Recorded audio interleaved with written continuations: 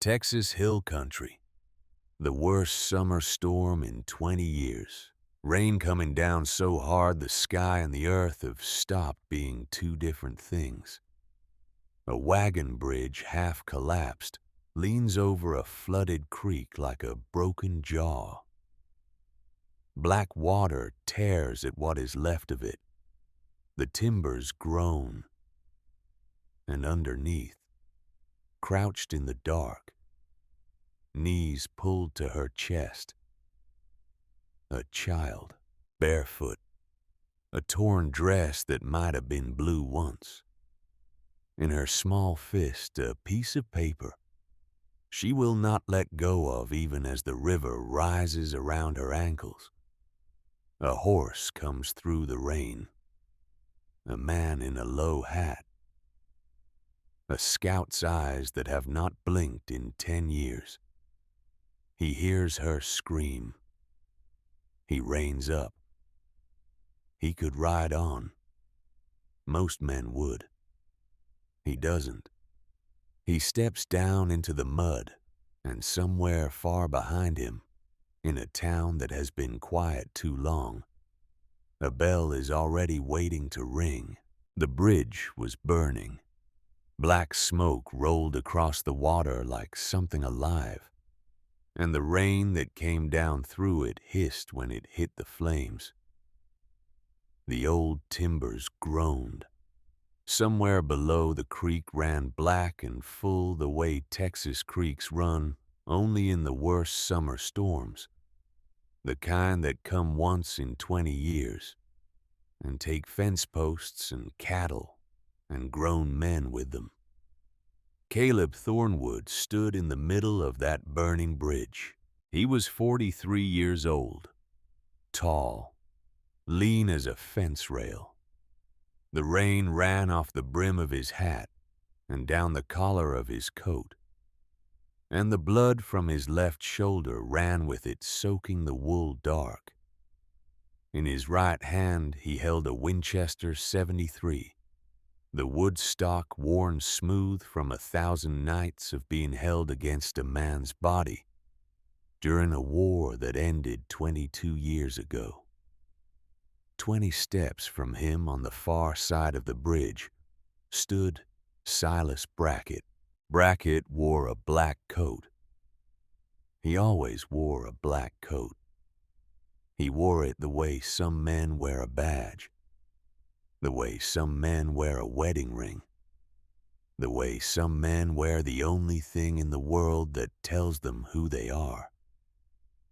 In his hand he held a Colt single action.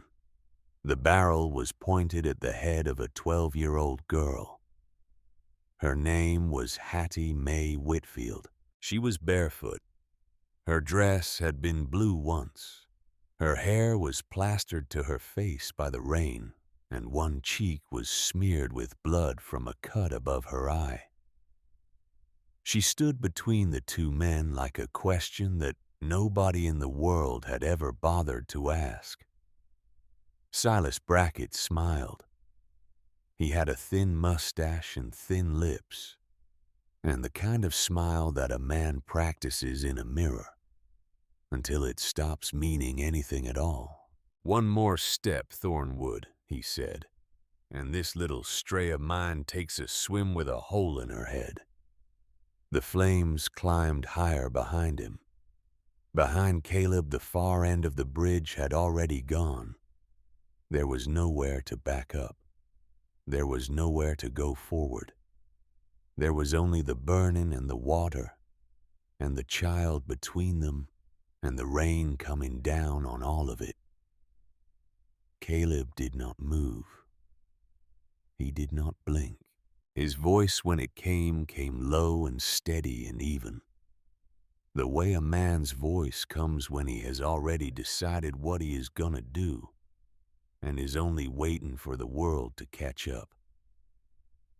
"Brackett," he said, "I rode through Tennessee in '63 with grape shot whistling past my ear.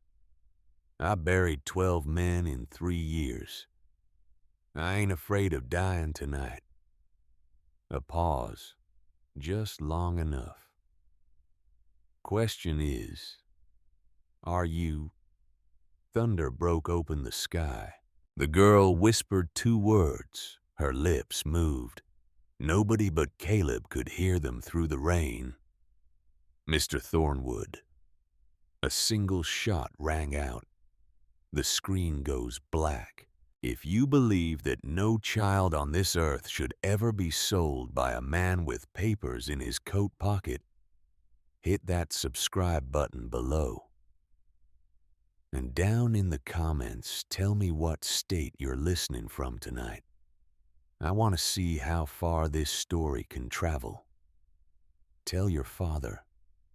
Tell your brother. Tell the man at the diner who looks like he's been carrying something heavy for too long. Tell them all to come and sit with us, because what you are about to hear is the story of one man, one child, and one town that finally woke up. 3 days earlier, the rain came down so hard a man couldn't tell sky from ground. Caleb Thornwood pulled his hat low and kept the mare moving along the washed-out trail. Thunder split the dark above him. Somewhere ahead, the creek would already be up over its banks. He had ridden through worse. He had ridden through Tennessee in '63, with the wind off the Cumberland cutting through his coat. And he had ridden through the high country after the war, when nobody would take a man with a Union Scout's papers. A summer thunderstorm in Texas Hill Country wasn't gonna throw him. The mare's name was Juno. She had come up through the war with him. She was 21 years old.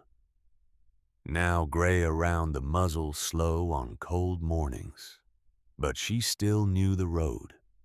She still knew the difference between a man's weight in the saddle and a body slumped against her neck, and she would walk a wounded rider home through a blizzard without ever once being told.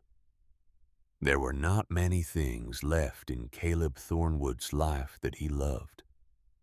The mare was one of them. He rode east toward his cabin. The cabin sat alone in a stand of cottonwoods about 2 miles past the old wagon bridge at Blackwater Creek. 2 cows, 4 chickens, a barn that leaked every time it rained. Caleb had built the place himself board by board in the spring of 1877, the year after his sister died.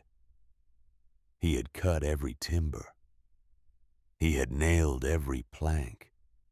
He had laid the stove and dug the well and run the fence line by himself, because there had not been anyone in this world he was willing to ask for help. 10 years he had lived there. 10 years he had ridden into town twice a month for supplies, and ridden back out without speaking more than 15 words. 10 years he had slept in a narrow bed under a quilt his mother had stitched the year before she died. 10 years he had sat on his own porch at dusk, with a tin cup of coffee and watched the sun go down and felt absolutely nothing at all. That was how Caleb Thornwood wanted it. Some men come back from a war and rebuild. Some men come back and drink. Some men come back and find a wife and put up a sign and run for sheriff. Caleb had come back from his war, and then come back from a second war, the one nobody ever talked about, the one fought in a fever-thin bedroom with an 11-year-old girl who had been his whole reason for breathing. And after that second war, he had stopped. He had not stopped breathing. The body goes on. The body always goes on. But the part of him that had once known how to want a thing, the part that had once known how to walk into a room and shake a man's hand and laugh, That part had been buried in the same plot of ground where they laid his sister down under a marker that said, Rebecca Thornwood, 1865 to 1876. Beloved. Beloved. He had paid the stonecutter an extra $2 for that word. It was the only word he had been able to think of sitting in that stonecutter's shop. In the autumn of 1876, with the dust of unfinished markers in the air around him, and his hands shaking, and the cutter looking at him with that careful pity that grown men reserve for other grown men who have lost a child they were supposed to protect. Beloved. He had ridden home with the marker in the wagon bed. He had set it himself the next morning, and then he had ridden into the cabin he was about to finish building, and he had not ridden out of his own life again for 10 years. Until the storm, until the scream. It came thin and high through the rain, twisted up inside the wind gone before he could be certain he had heard it. He reined the mare hard. She stumbled hooves sliding in the black mud. Easy, girl, he said. Easy now. He listened. Just thunder. Just rain. Just the creek tearing apart its own banks somewhere ahead in the dark. Then it came again. A child's voice, not words, just the sound a thing makes when it has nowhere left to go. Caleb sat very still in the saddle for 1/2 second. The rain ran down his face. The mare shifted under him, waiting. And in his chest, in the place where for 10 years there had been nothing at all, something turned over once slow and heavy like an old wheel that has not moved in a long time, but has not forgotten how. He spoke to himself then, quiet, out loud, the way a man speaks to himself, only when he is completely alone and completely certain. A man who hears a child scream and rides on, he said, ain't a man no more. He turned the mare toward it. He found her under what was left of the old wagon bridge. The bridge was a sagging tangle of timbers the county had stopped maintaining 10 years back. The water had already taken half of it. The other half hung over the flooded creek like a broken jaw. The planks crooked, the rope rails gone, a rusted bolt swinging slow in the rain. She was crouched up underneath it, knees to her chest, soaked to the bone, barefoot. A torn dress that might once have been blue, hair plastered black against her face. He could not tell her age from the saddle. Maybe 12, maybe younger. She was no bigger than a fence post. What he could tell even from the saddle, even through the rain, was the look in her eyes. He had seen that look in deer the moment before the rifle. He had seen it in men once or twice. He had not liked seeing it then either. He stayed in the saddle. Easy now, miss, he called over the rain. I ain't gonna hurt you. She did not move. My name's Caleb Thornwood. I got a place about 2 miles east. You got somebody waiting on you. Nothing. Just her shaking in the rain and the creek rising another inch behind her. You hear me, child? Her mouth moved. He could not catch it. What's that, miss? Don't. Her voice was thin as paper. Don't you come one step closer. All right. He raised his hands open. All right, I'm staying put. You with him? With who? Don't pretend. She was crying now, but quiet the way a person cries when crying out loud has cost them before. Don't you pretend, mister. Miss, I swear to you on my mother's name, I don't know who you're talking about. I was just riding home. Liar. That bridge ain't gonna hold. Don't care. Miss. Don't care, don't care, don't care.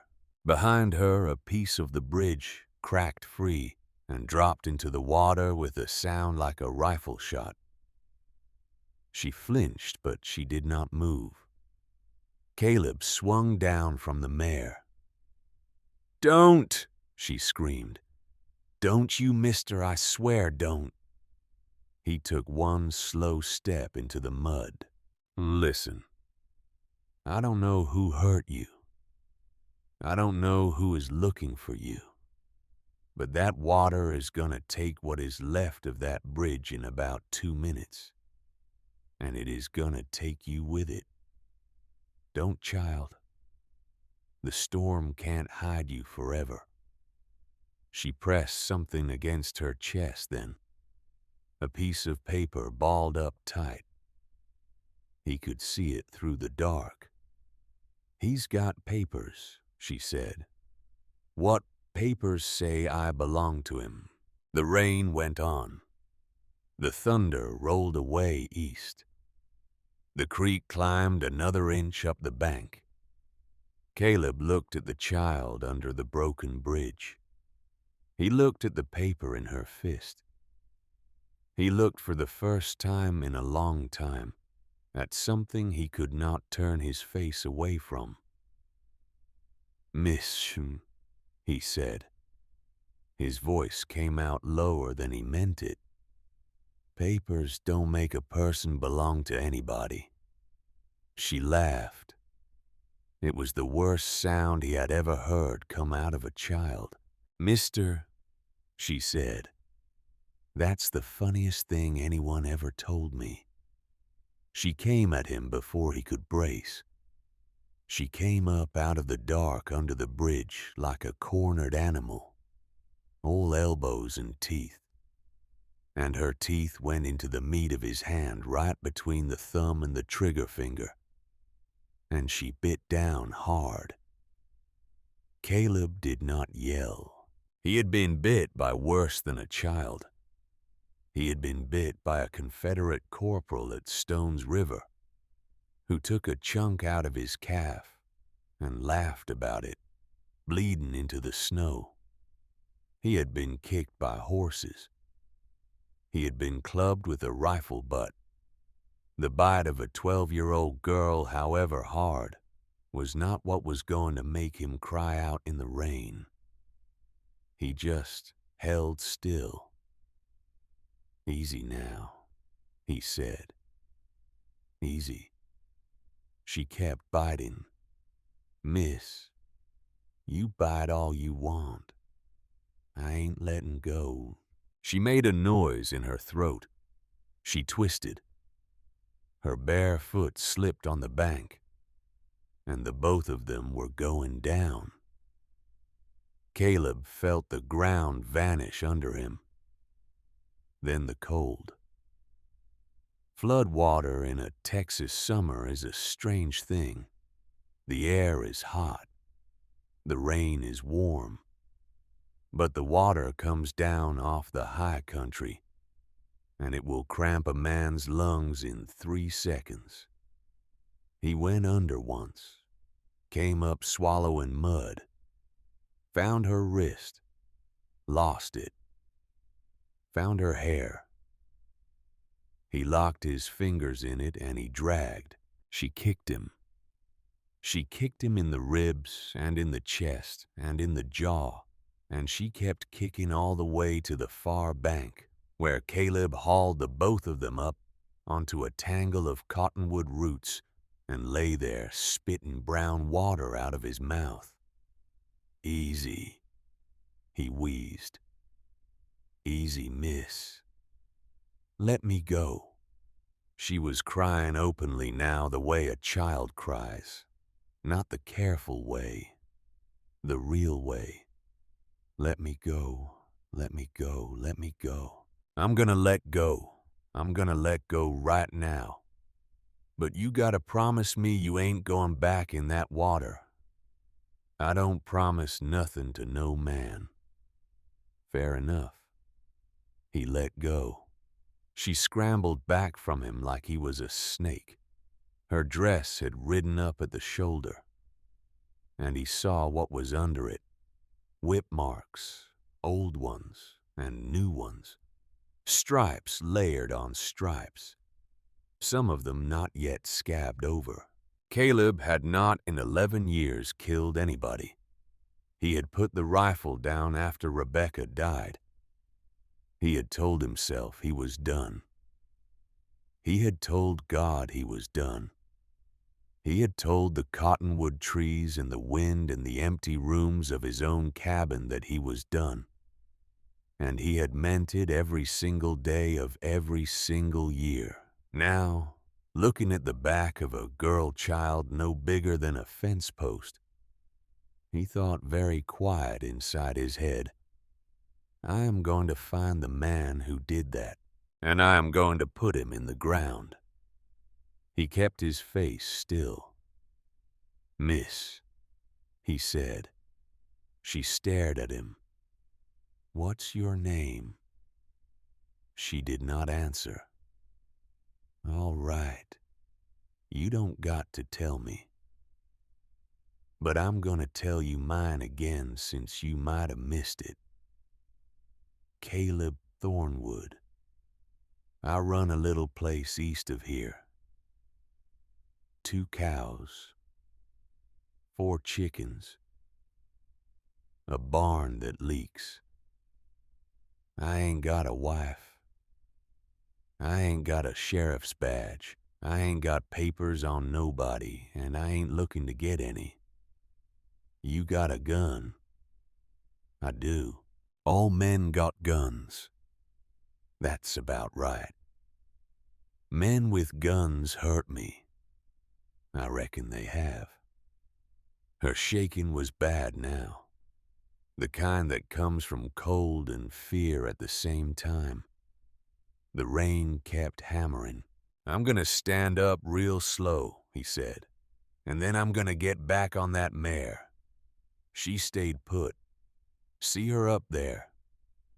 And I'm gonna ride east. There's a cabin 2 miles. Roof don't leak much. There's a stove. There's a blanket. I'm gonna leave the door open. And I'm gonna sit out on the porch. And I ain't gonna come inside till you tell me I can. You hear me? Why? Why what? Why are you doing that? He thought about it. He had been asked harder questions in his life. He had been asked easier ones too. This one sat funny in his chest.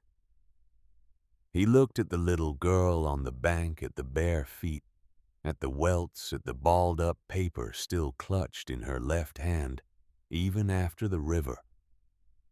'Cause somebody should have done it for somebody once, he said. And nobody did. She watched him. What's your name, miss? A long pause. The rain ran off her hair into her eyes. Hattie, she said.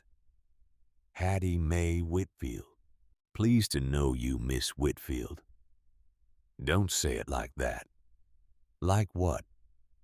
Like I'm a lady. You are a lady. I'm property. The word hit him in the chest like a fist. He swallowed it. No, ma'am, he said. You ain't. She unfolded her hand. The paper she had been clutching was a wet rag now. Pulp falling apart in her palm. He could not read what it said. He did not have to. That's a contract, she whispered. Apprenticeship. That's what they call it. Who's they? Mr. Brackett, the county, the sheriff, all of them. Brackett. Silas Brackett. Don't know him. You will. He did not answer that. He stood up slow the way a man stands up around a horse that has been beaten. He whistled. The mare came down the bank, picking her way careful through the mud. He took her bridle. Miss Whitfield, he said, I ain't gonna touch you. I ain't gonna lift you up onto this horse. You're going to walk to her. You're going to get up on your own. And I'm going to walk alongside. That suit you? You'll just put me up there and ride off with me. I won't. How am I supposed to believe that you ain't? He looked her right in the eye when he said it. You're supposed to be smart enough not to. But the choice you got is freeze to death out here, or come with a man you don't trust to a place that's dry. That's the choice. I ain't pretending it's a good one. She looked at him a long time. Then she got up. She walked to the mare. She put her bare foot in the stirrup. She tried to swing up, and she could not. Her arms gave out. She tried again. Could not. Miss Whitfield, he said, may I help you up? Yes. He put his hands on her sides, careful, not squeezing. He lifted her into the saddle. She was lighter than a sack of feed. She winced when his hand brushed her back, and he made his face very still again, the way a man makes his face still when something inside him is breaking, and he has already decided that nobody is going to see it break. He took the bridle. He started walking east. The rain went on. After a while, she said, Mr. Thornwood. Yes, Mr. Thornwood. That bridge. You came back. Yes, ma'am. You heard me yell, and you came back. I did. Wasn't nobody else gonna come back. I know. She didn't say anything else for a long time, then very quiet, almost lost in the rain. How'd you know to come back? He thought about that. A man ought to come back, he said, when he hears a thing like that. Most don't. I know. The cabin came up on them through the rain about an hour later, low and dark against the line of cottonwoods. One window, a door, a leaning porch with a chair on it. He led the mare into the lean-to.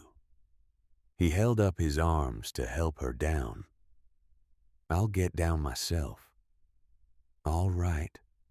She slid off the mare. Her legs gave under her and she sat down hard in the mud. He did not reach for her. All right, she said to nobody. All right, Hattie Mae. You get up. She got up. She walked to the porch on her own. She stopped at the doorway. She looked at him. You said you'd stay outside. I did say that. You meant it. I did. There's a stove, matches in the tin on the shelf, wood in the box by the door, blanket on the bed, bread in the cupboard wrapped in cloth, water in the pitcher already. You ain't coming in. Not till you say. She stared at him. Her teeth were clattering. I don't believe you. All right. I'm gonna take the knife off the table. You go right ahead, Miss Whitfield. She went inside. He sat down on the porch chair. He pulled his hat down. He laid his rifle across his knees, barrel pointed away from the door. And then he sat.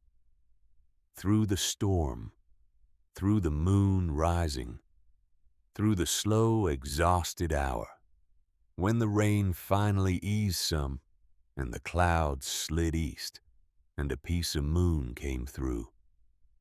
He sat 6 hours. The rain ran off his hat and down his collar. The cold worked its way into his bones.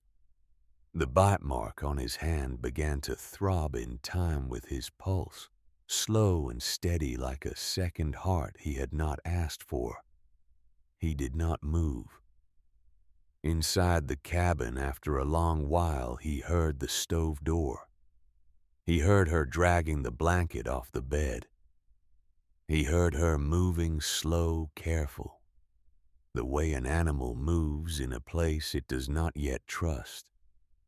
And then, faint after she thought he could not hear, he heard a child crying with her face in a blanket so that the man on the porch would not know. He did not move. He looked out at the dark country. The cottonwoods bent in the wind. Somewhere far off a coyote called and got no answer. And he let himself remember. He let himself remember a different small room, a different child, a different bed.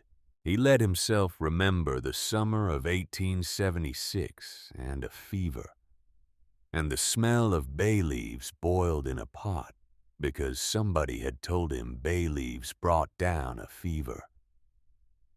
He let himself remember his sister's voice, 11 years old, and going thin as paper saying, Caleb, don't let me go alone. Caleb, you stay. He let himself remember promising her that he would. He let himself remember sitting there for 3 days and 3 nights holding her hand, and how on the morning of the 4th day, her hand had gone cool and still, and how he had sat there for 2 more hours before he was able to make himself believe it. He let himself remember the stonecutter and the word beloved, and the long, cold ride home with the marker in the wagon bed. He had not let himself remember any of that in 11 years. He let himself remember it now. On the other side of the wall, the child stopped crying. Around midnight, her voice came small from the door. Mr. Thornwood. Yes, ma'am. You still out there? I'm here. Why? A long silence. You didn't say I could come in. Another silence. You're a strange man, Mr. Thornwood. I've been told. There's bread left. I ate before I rode out. You eat it. A pause. Mr. Thornwood. Yes. He's going to come. He did not answer at first. He listened to the rain. He listened to the cottonwoods. Brackett. Yes, he'll come here. He always comes. He's got papers. Miss Whitfield. Yes. I want you to listen to me real careful now. I'm listening. Papers don't mean what he says they mean. They do to the sheriff. Then the sheriff's wrong. Sheriff signs them. He went quiet. Out beyond the porch, the creek was still roaring through the bottoms. Somewhere a coyote called and got no answer. Miss Whitfield. Yes. How many of you are there? What? How many children with papers like yours? The pause was so long he thought maybe she had gone to sleep. Then her voice came smaller than before. I don't know all their names. There was a boy named Tom at the Henson place. There was 2 girls at the brickworks. There was 4, maybe 5 where I was. Where you were. The Hollister Ranch. The Hollister Ranch is where you got those marks. She didn't answer. Miss Whitfield. Yes. Did anyone ever ask you before if you wanted those papers signed? No, sir. Did anyone ever read them to you? No, sir. Did your folks sign them? My folks are dead. Cholera 3 summers back. I had a brother. Her voice caught. She made it stop. He went to the brickworks. I don't know if he's still there. He sat in the chair. He sat there for a long time. At some point, the rain stopped altogether. The porch boards started to dry under his boots. A piece of moon came clear of the cottonwoods. Miss Whitfield. Yes. You can come on out if you want, or stay in. Don't matter to me. The door opened a crack, then a little wider. She stood there in the doorway, the blanket around her shoulders, the knife from the table held down by her side, almost forgotten in her hand. Mr. Thornwood. Yes, ma'am. You ain't gonna sell me. No, ma'am. You ain't gonna hand me over. No, ma'am. You ain't gonna let him take me. He looked at her a long time. The moon was on her face. The whip marks were under the blanket, but he could see them anyway in his head, the way a man sees a thing once and then cannot unsee it. Miss Whitfield, he said, he's going to have to come through me first. She looked down at the knife in her hand, like she was just noticing it. She set it down on the porch boards. Real careful. Blade pointed away from him. She did not say thank you. He did not think she had a thank you left in her. She just sat down on the porch beside him, not touching. 3 feet of distance between them. The blanket pulled up around her thin shoulders, and she watched the dark country. After a while, she said, Mr. Thornwood. Yes. You shouldn't have said that. Why is that? 'Cause now he's gonna come for you too. Caleb looked out across the wet, dark country. His hand tightened on the rifle in his lap. The bite mark on his hand throbbed in time with his pulse. And somewhere inside his chest, a thing he had buried a long, long time ago, turned over in its grave and opened its eyes. Let him, he said. He did not sleep. He sat the porch through what was left of the dark and watched the moon slide down behind the cottonwoods. And when the first gray came up in the east, he was still sitting there with the rifle across his knees and the bite mark on his hand throbbing every time his pulse turned over. Hattie had gone back inside about an hour before dawn. He had heard her settle on the floor by the stove. He had not heard her cry again. That worried him more than the crying had. When the sun came up proper, He stood slow on legs that had gone stiff. He set the rifle by the doorway, stepping back from it. "Miss Whitfield," he called. A long silence. "Yes, sir." "I'm gonna walk down to the lean-to and feed the mare. Then I'm gonna come back and sit on this porch. I ain't coming inside." "Yes, sir." "You hungry?" "No, sir." "You're lying." "Yes, sir." A small pause. Almost the beginning of something that could have been a smile, if a child still remembered how. "There's a smokehouse out back. I got bacon. And I got eggs from the chickens. I'm gonna fix a plate and leave it on the step. You eat it when you want." "Why?" "'Cause you ain't ate in 2 days at least, and I can count ribs through that dress." He did not wait for her to answer. He walked. When he came back, the plate of food was on the step where he had left it, and the door was closed. He sat down on the porch and ate his own portion, and waited. After a while, the door cracked. "Mr. Thornwood."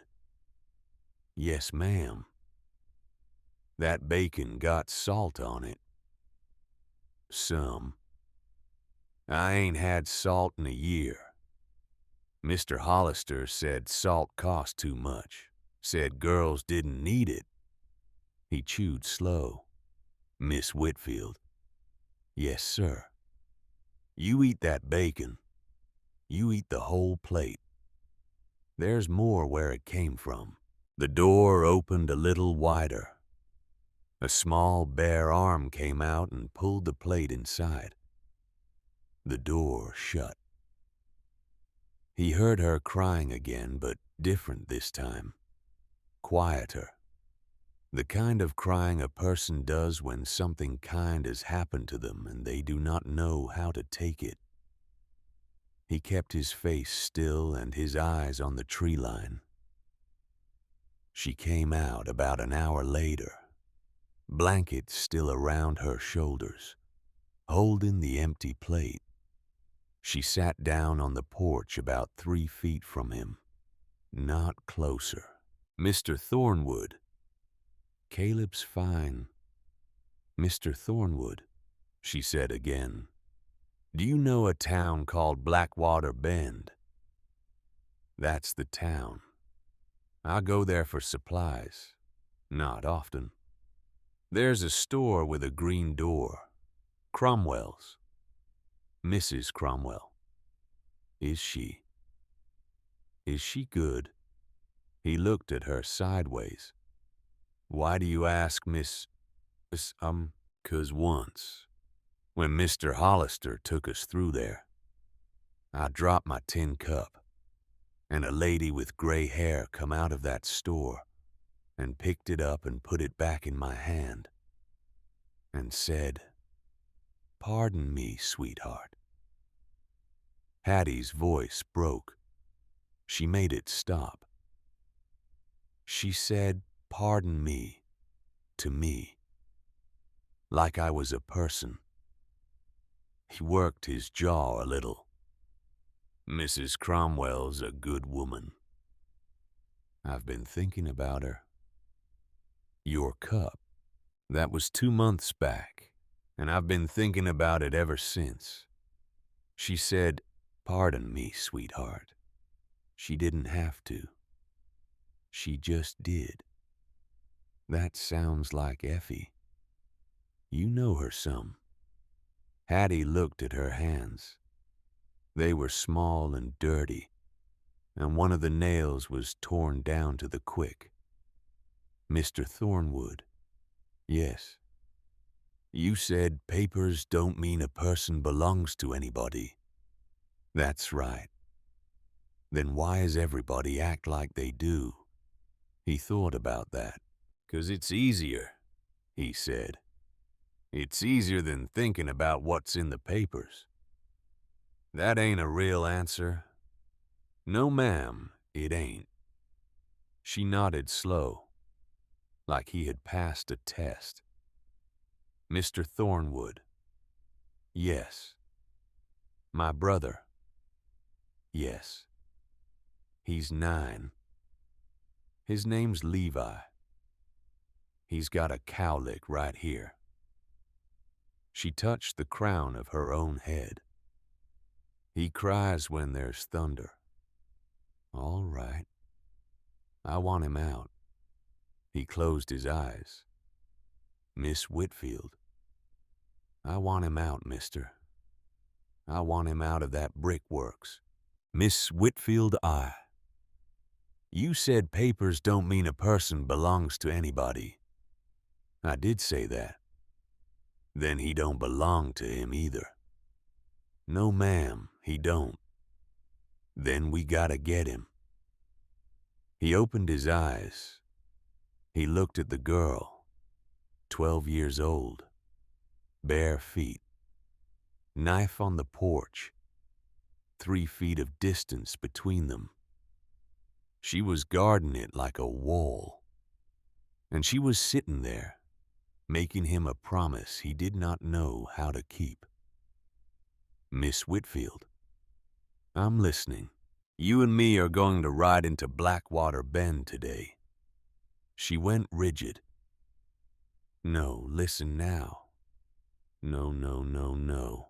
You said. I said I wouldn't sell you, and I won't. I said I wouldn't hand you over, and I won't. I'm a man of my word, Miss Whitfield. You're going to learn that about me. But I cannot get your brother out of a brickworks alone. I cannot get those other children out alone. And I cannot keep you safe in this cabin. Because this cabin is the first place a man named Silas Brackett is gonna come looking. And you know it. Then we run. Where?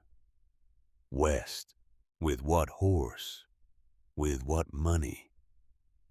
With you barefoot and me with a tax bill and a rifle. I don't care. You'll care when winter comes and we're sleeping in a snowbank. I'd rather sleep in a snowbank. Miss Whitfield, I'd rather sleep in a snowbank than go back to a town where the sheriff signs his name on me. She was up on her feet now, shaking. The blanket slipped off one shoulder and he saw the marks again and looked away. We ain't going to the sheriff. You said town. Town don't mean sheriff. Town means Mrs. Cromwell. That stopped her. Mrs. Cromwell. You said her name like it meant something. So we go to her. Not the sheriff, not the church, not the saloon, just her. And then what? And then we figure it out. You ain't got a plan. I ain't got a plan, miss. I got a notion. There's a difference. What's the difference? A plan's what a man tells you to make you feel safe. A notion's the truth. She stared at him a long time. Mr. Thornwood. Yes. If you take me into that town, and you hand me over to anybody at all, I will run, and I will keep running, and I will not come back. I know, and I will hate you. I figured. I will hate you forever. All right, Miss Whitfield. She sat back down on the porch, 3 feet away, knife on the boards between them. When do we go? Soon as you got shoes. I ain't got shoes. I got a pair my sister wore when she was your size. They're in the trunk. A long pause. Your sister. She's gone, miss. long while back. Oh, it's all right. I kept her shoes. Why? He rubbed the bite mark on his hand. I don't know, he said. I just did. Hattie's mouth went funny. She pressed her lips together hard. She did not cry.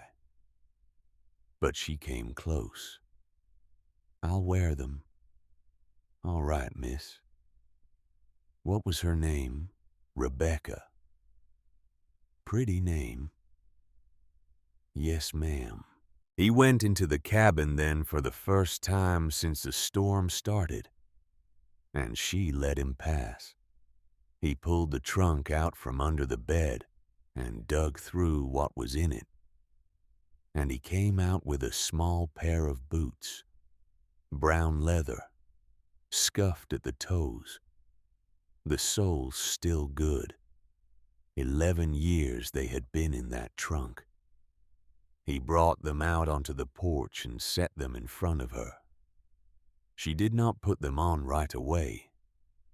She sat looking at them like they might bite her. Mr. Thornwood. Yes. How long ago did she wear these? 11 years. How old was she? 11. How'd she? Fever. It was a fever year. Oh. She put the boots on slow. They fit her near enough. She stood up. She stomped one foot, then the other. They feel like something, she said. They are something. No, I mean, I forgot. I forgot what shoes feel like. He went and saddled the mare. They rode in toward town with the sun climbing hot. The storm had washed the road clean and pulled trees down in a couple of places, and Juno picked her way around them. Hattie sat behind him. She did not put her arms around his waist. She held on to the back of the saddle, 3 inches between her hands and his back. She was guarding that distance the way she had guarded the porch. About halfway in, she said, Mr. Thornwood. Yes. What if he's there? Bracket. Then you stay on this horse and I do the talking. What if he's got men? Then you stay on this horse and you ride. Where? Back the way we came. Don't stop. The mare knows the road. And leave you. Yes, ma'am. I won't. You will. I won't, Mr. Thornwood. Miss Whitfield, you are 12 years old, and you will do what I tell you to do. I'm 12 and a half. Lord help me, he thought. She did not smile, but her grip on the saddle eased a little. The town came up on them slow. Low buildings on a low rise, and he felt her go tight again as they got near. He felt her every motion through the saddle. He had ridden with skittish horses. He had never ridden with a skittish child. And it was worse. Miss Whitfield. Yes. You hold your chin up. Walk slow. You're with me. Anybody asks, you're my sister's girl. Come up from San Antonio. What's my name? Rebecca. All right. Can you do that? Yes, sir. You sure? I've been pretending to be other things for a year, Mr. Thornwood. I can pretend to be a niece. He did not answer that. He pulled his hat lower. They came in the back way around the corral. He tied the mare 2 streets off and walked her in on foot. His hand light on her shoulder. Just a touch. Just enough so she knew he was there. She did not pull away from it. They went in the back door of Cromwell's Mercantile. Effie Cromwell was a small woman, 63 if she was a day. Gray hair pulled back tight, sleeves rolled up. Ink on her fingers from doing the books. She looked up when the back door swung, and her face went through 3 expressions in about 2 seconds. Surprise, recognition, fear, and landed on a 4th that he could not read. Caleb Thornwood, Mrs. Cromwell.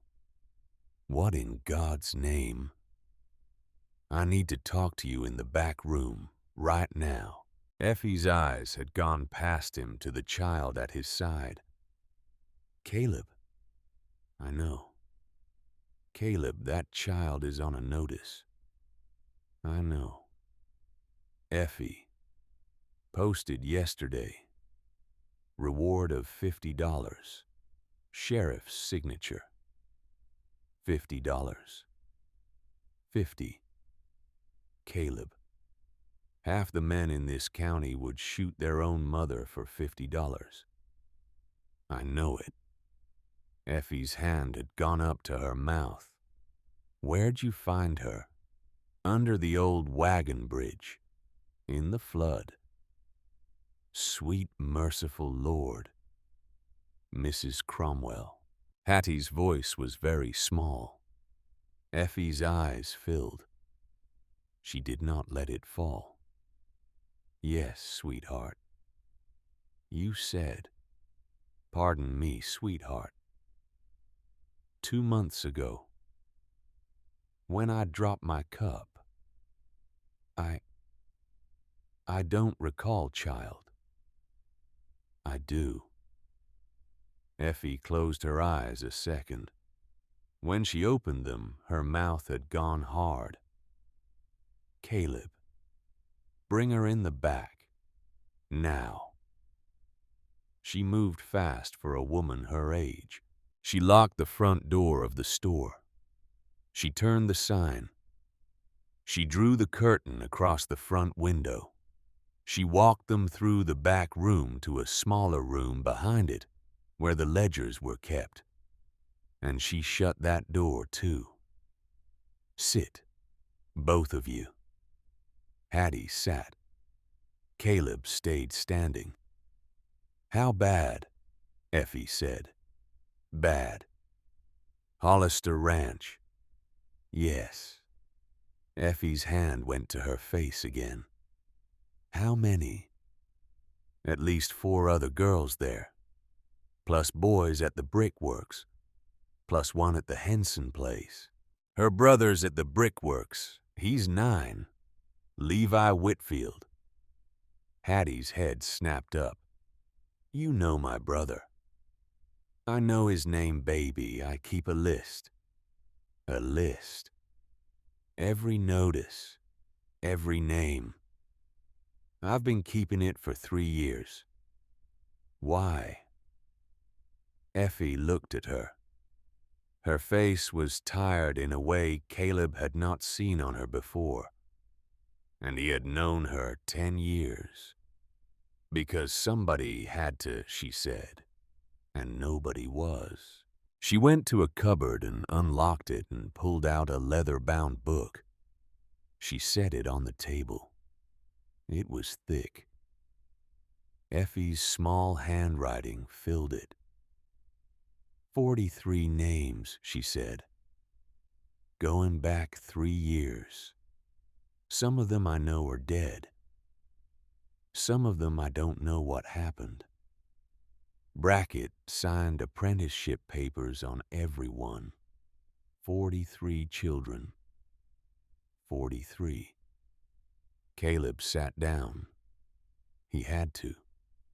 Why ain't this been brought to the sheriff? He said. Caleb. Honey. What?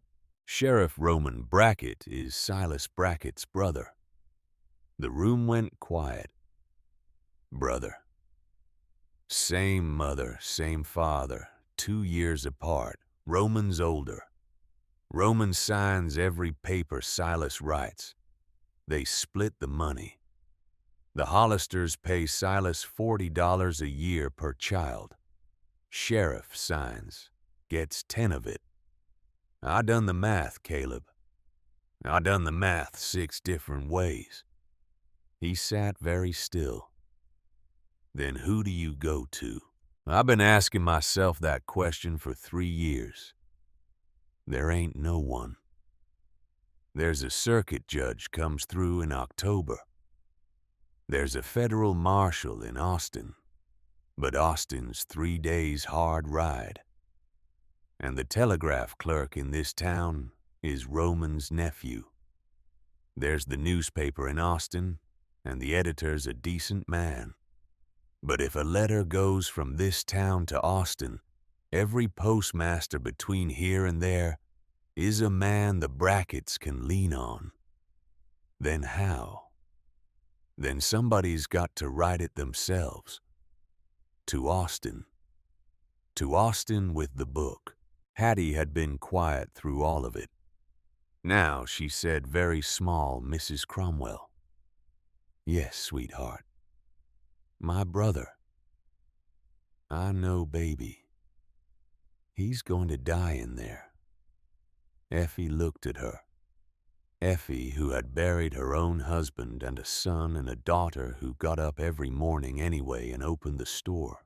Sweetheart, she said, I have been writing your brother's name in this book every month for 15 months. Every month. I write his name. I put a date next to it. And I have been waiting for the Lord to send me somebody who could do something about it. She looked up at Caleb, and here you are. He did not answer. Caleb Thornwood, I have known you 10 years. You are the orneriest, quietest, stubbornest, most particular man in this county. And you don't owe nobody nothing. And you don't take from nobody nothing. And you've kept yourself to your own land for 10 years like a man who's done with the world. I have respected that. I have not pride. But if you have come into my store with this child, then you have already chosen.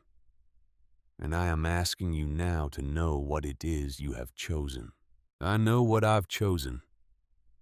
Do you? Yes, ma'am. Brackett will come for your land. Let him. He'll come for your name. I ain't used my name in a long time. He can have it. He'll come for your life. He can try. Caleb.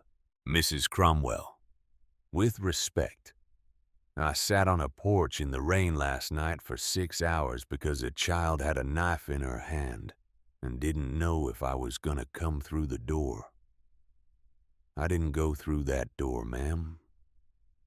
And I am not going through any door from here on out unless she tells me to.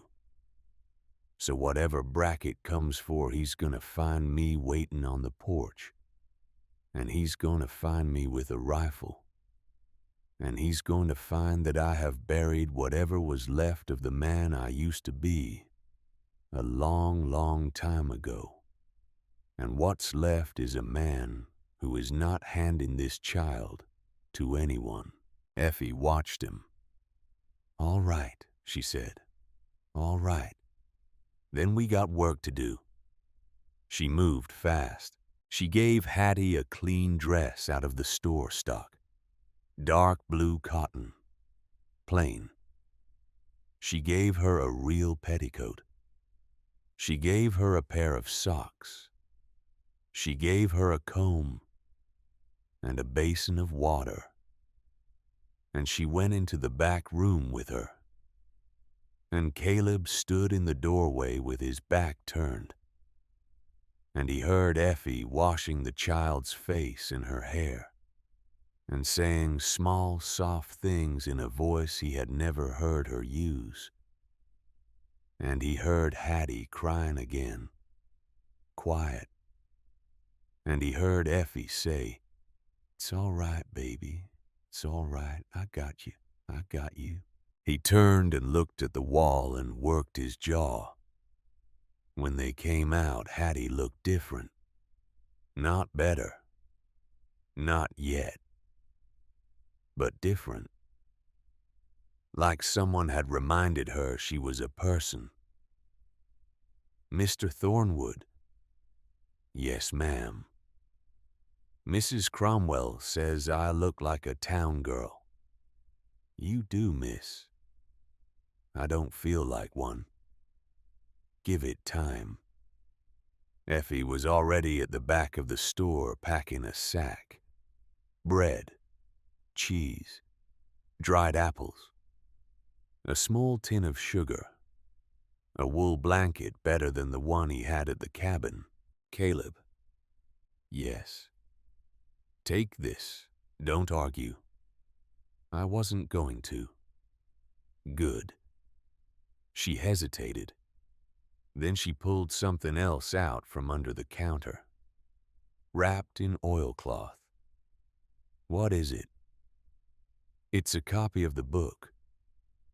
"A copy?" "I've been making copies for a year. Every month I sit up and copy the new pages. I got 3 copies hid. One under the floor of this store. One at my sister's place in Bandera. This one's the 3rd. Why are you giving it to me? So if they burn this store down, the book don't die." He took it.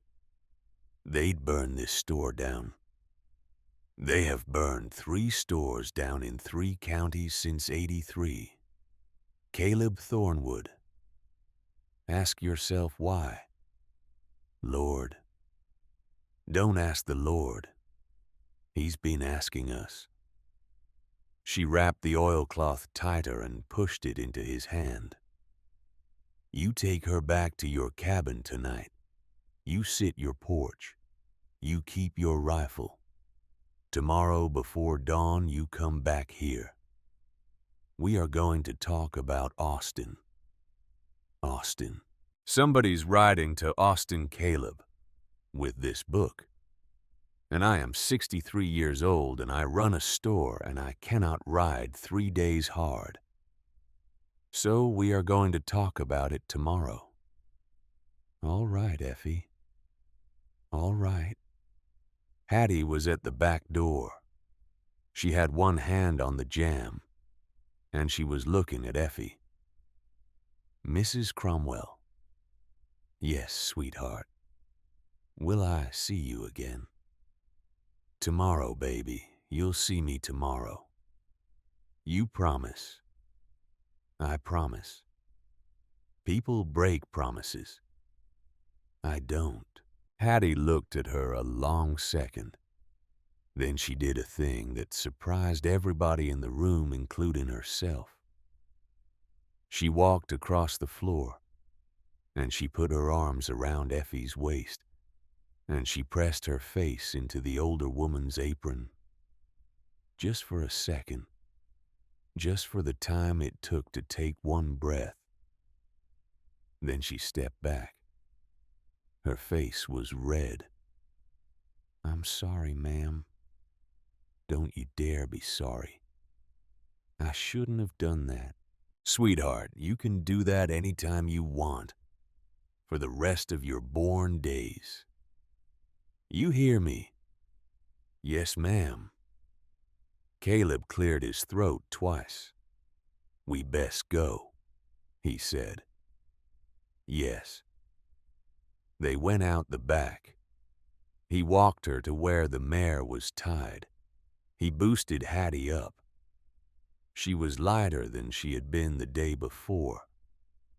And that did not seem possible until he remembered she had had a real meal and a wash and a clean dress. And sometimes a person carries weight that has nothing to do with their bones. He swung up behind her.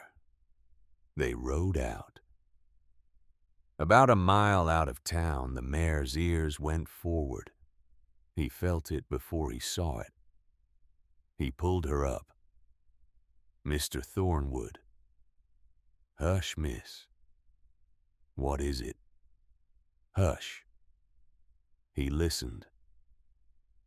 There were horses on the road behind them, more than one, coming at a walk, not a run. Whoever it was wasn't in a hurry. Whoever it was knew where they were going. He put the mare off the road, into the brush. He led her quiet behind a stand of mesquite. He put one hand up to Hattie's knee, just a press, just to tell her, stay still. The horses came around the bend, 3 of them, walking. 2 riders Caleb didn't know, rough men, low hats, both armed, and a 3rd man in a black coat, tall in the saddle, riding with the relaxed ease of somebody who had never been worried in his life. Hattie went still as stone in front of him. She did not have to say a word.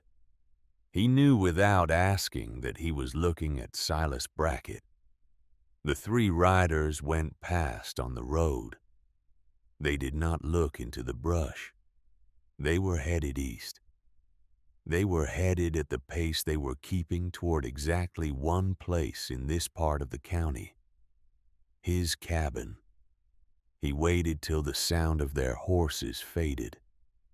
Then he eased the mare back onto the road, headed the other way, and pushed her into a fast walk.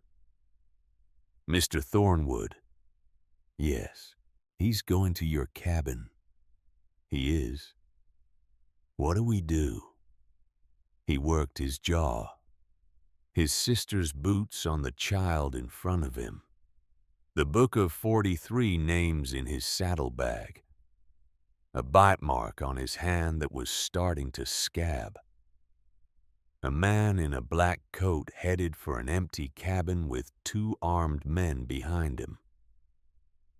"Miss Whitfield," he said. "Yes." "We are going to let him find an empty house, and then he is going to come looking, and then he is going to find me." The mare picked up her pace. The road bent away from the sun. Behind them, 3 sets of hoofbeats had already faded into the hot summer afternoon. And ahead of them was a piece of country that had in the last 24 hours become a different country than the one Caleb Thornwood had been hiding in for 10 years. He held the reins steady. The child in front of him put one small hand careful on top of his. She did not say anything. She did not have to. The mare came off the road the second time, and Caleb pulled her up hard behind a low rise where the mesquite was thick. He swung down. He lifted Hattie off without asking. She did not fight him. "You changed your mind." "I'm changing it now." "Why?" He pushed the mare deeper into the brush and tied her where she would not be seen from the road. "Because if I let him sit at my cabin and wait, he sits there as long as he likes. And while he sits, his men ride circles. And while his men ride circles, Mrs. Cromwell is sitting in her store with a book full of names. You think he's already thinking about it." Hattie's hand went up to her mouth. "We got to warn her." "That's right." "Then we go back to town." "Not yet." "Mr. Thornwood, listen to me, miss. You and me ride back into Blackwater Bend right now, in broad daylight the second time today, and somebody sees us. Somebody always sees. Brackett will know inside an hour we ain't at the cabin. Then he's got 2 places to hunt instead of 1. and he's got a town full of mouths that'll talk for $1. So what do? We wait till he leaves my cabin. Then we follow him. He'll go back to town. He'll go report he didn't find me. I want eyes on him when he does it. I want to know who he talks to. They sat in the brush. The afternoon got hot. The cicadas started up. He pulled the saddlebag down and set it between them and gave her the canteen. Drink slow. Half of that. Save the rest. She drank. She handed it back. She watched him. Mr. Thornwood. Yes. You was a soldier. I was. Which side? Union. She nodded slow. My pa was Union too. That a fact. He didn't talk about it. None of us do. Why? 'Cause there ain't nothing to say about it that don't make a man sound like he's bragging or whining. She thought about that. You scout. How'd you know that? You watch the road like somebody who's done it. He looked at her sideways. Miss Whitfield, you see too much. Mr. Hollister said that too. He said it like it was a bad thing. It ain't. He said girls who see too much don't last. He did not answer that. He worked his jaw a little and watched the road. About an hour before sundown, the riders came back. He felt them before he heard them. The mare's ears pricked up and he put a hand on her muzzle to keep her quiet. The hoofbeats came up the road slow. 3 of them. He pressed Hattie down behind the rise. Don't move. Don't even breathe. I won't. The 3 horses came over the rise on the road. He watched through a gap in the mesquite. Brackett was in the lead. The 2 rough men trailed. Brackett was talking. He could not make out every word, but he caught the tone. Calm, easy, almost amused.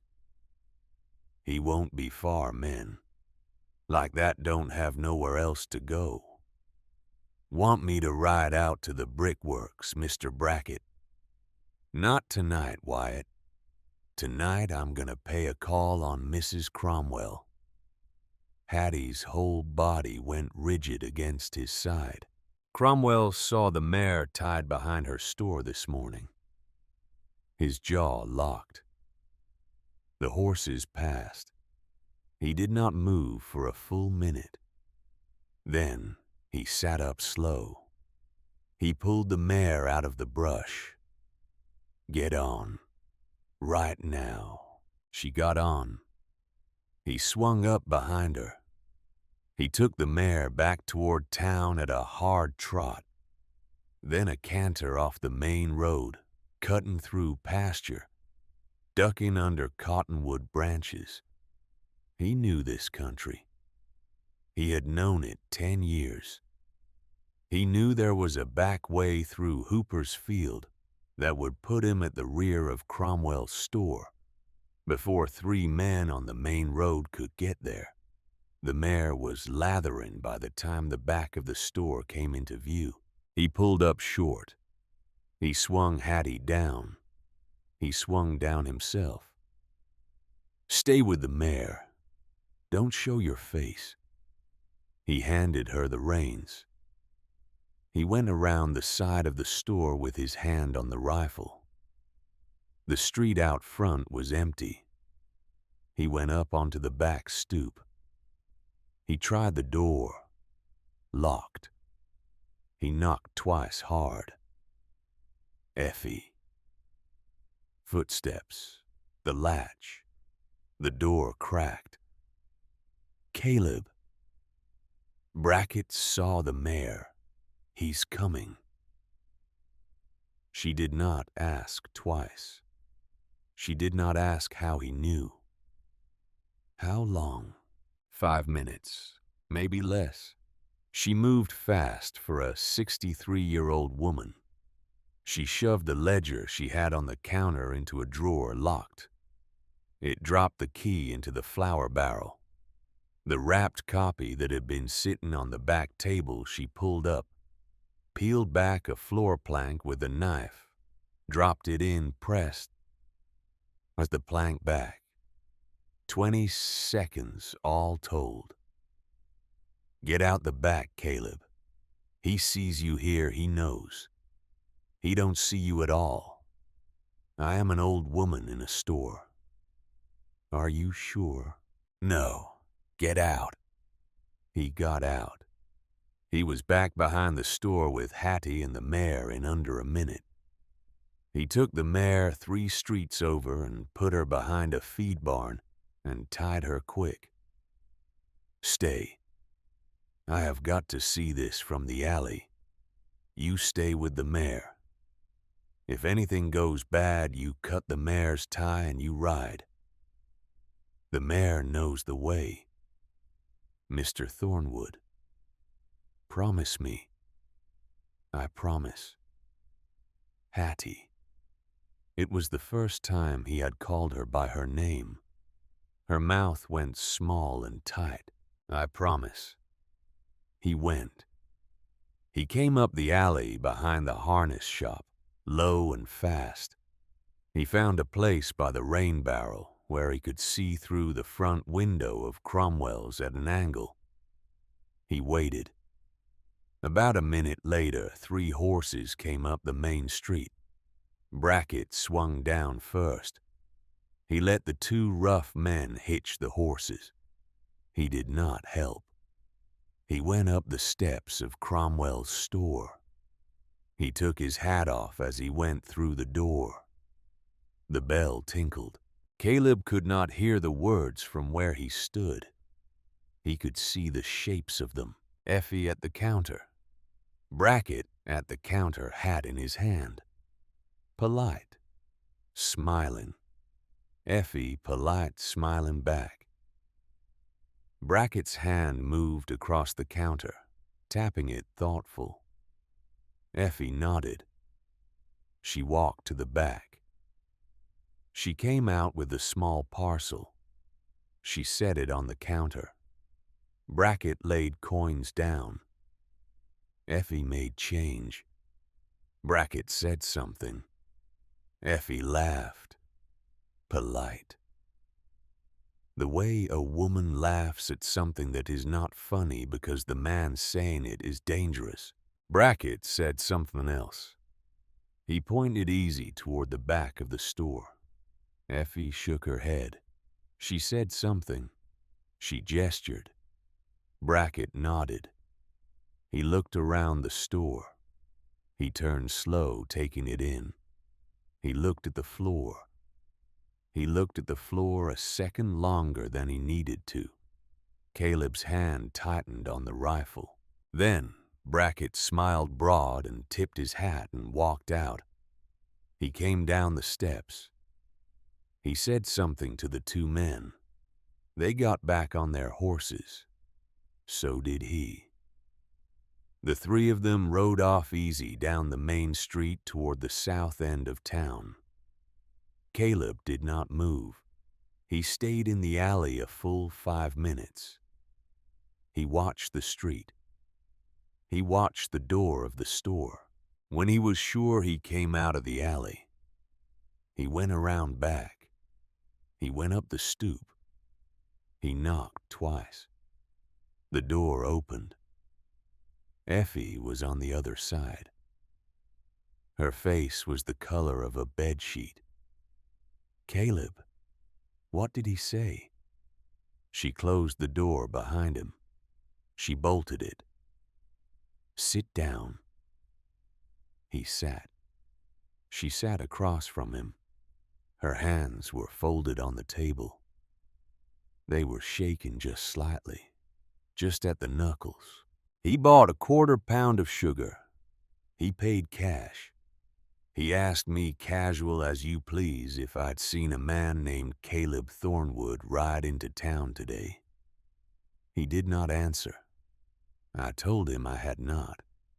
I told him I'd been doing books all morning and hadn't been at the front. He believed you. He didn't believe me, Caleb. He smiled and pretended to. What else? He asked if I'd seen a young girl, 12 years old, dark hair, missing from the Hollister Ranch.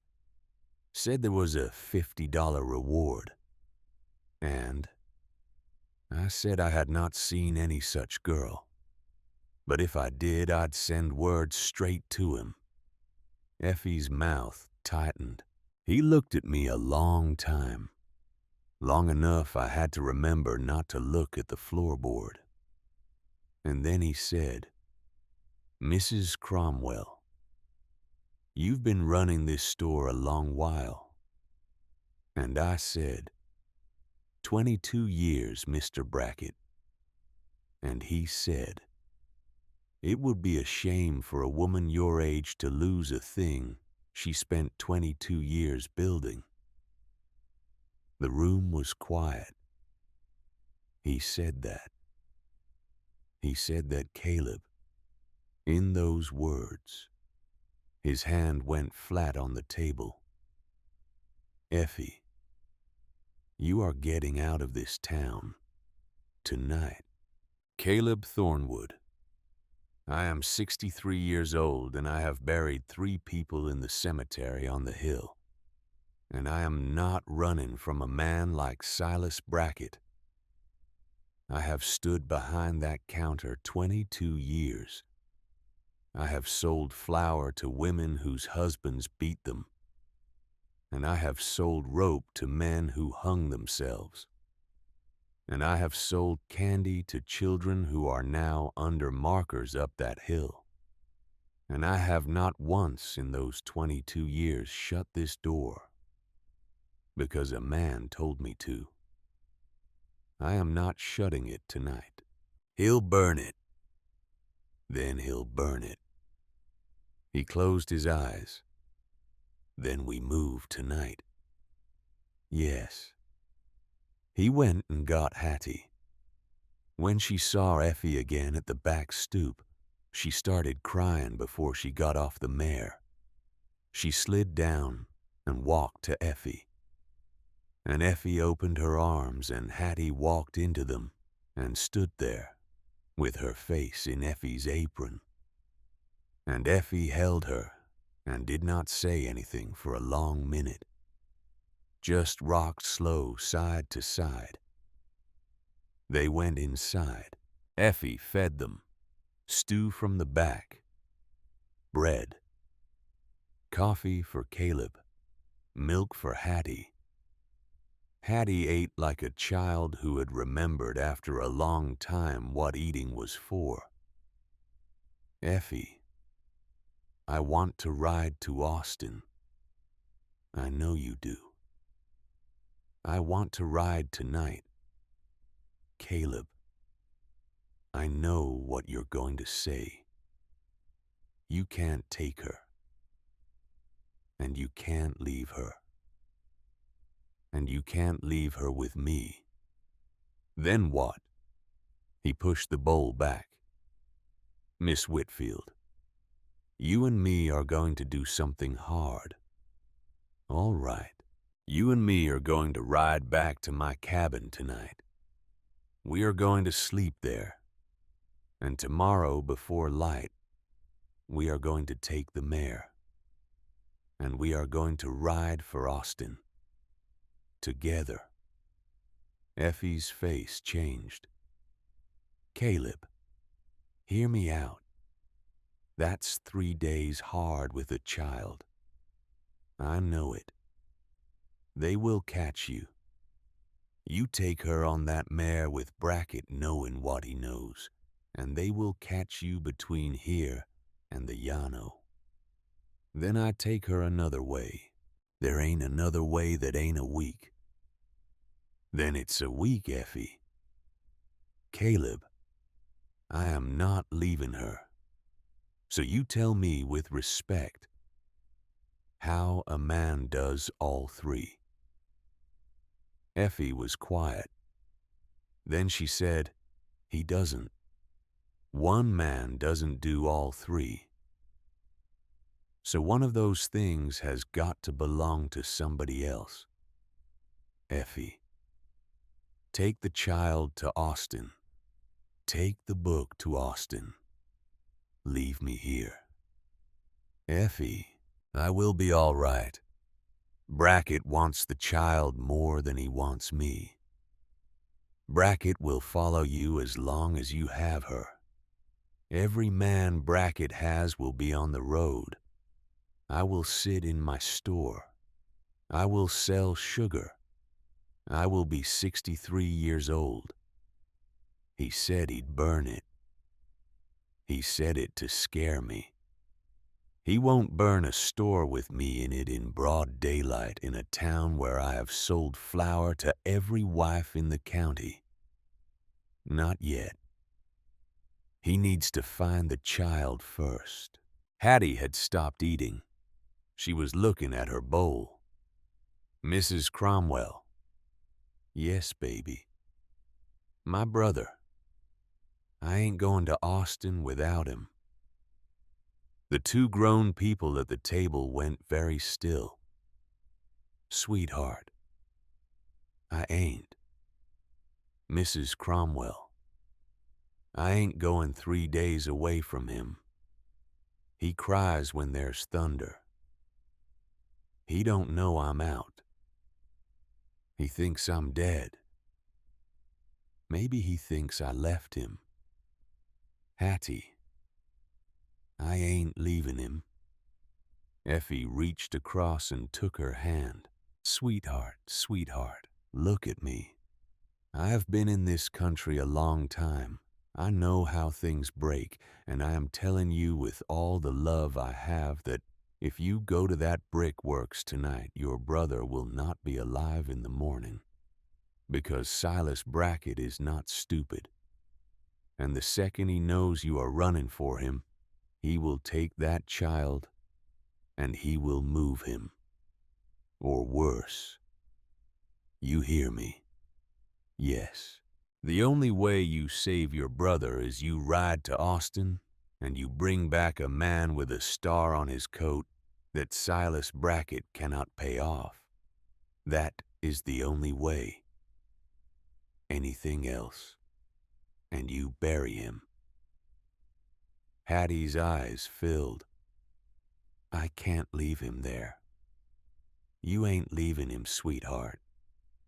You're going to fetch help. There's a difference." Hattie cried. Quiet. Her shoulders shook. Effie held her hand across the table and did not say a word. Caleb looked at the wall a long time. Then he stood up. "Effie, I'll do it. I'll take her. I'll take the book. I'll ride for Austin tomorrow before light, and I'll bring back a marshal. And when I do, Brackett, don't get a trial. Caleb Thornwood, we do this clean. We do this lawful, or we are no different than him. And 43 names was for nothing. You ride to Austin. You get a marshal. You bring him back. Brackett gets a trial and a jury and a rope if a jury says so. And the children get found. And the papers get burned. And we do it in front of God and everybody so it can't ever be done again." His hands were flat on the table. A long time passed. "All right, Effie, lawful. But I'll tell you this. He raises a hand to that child between here and the Llano. Lawful goes out the window." "I know. I just want it said." "It's said." He sat back down. They made the plan slow, careful, with the lamp low. Effie drew a map on the back of a feed store receipt. The road would not be the road. It would be cattle trails. It would be old freighter cuts. She handed him the map. Now, you take her back to the cabin. You do not light a lamp tonight. You sleep in the cellar if you got one. Before first light, you ride. You take the back trail through Hooper's field. All right, Effie. God with you. And with you, Effie. He stood. Hattie stood. Effie hugged Hattie for a long time at the back door, whispered something in her ear that Caleb did not try to catch. Hattie pulled back. I will, Mrs. Cromwell.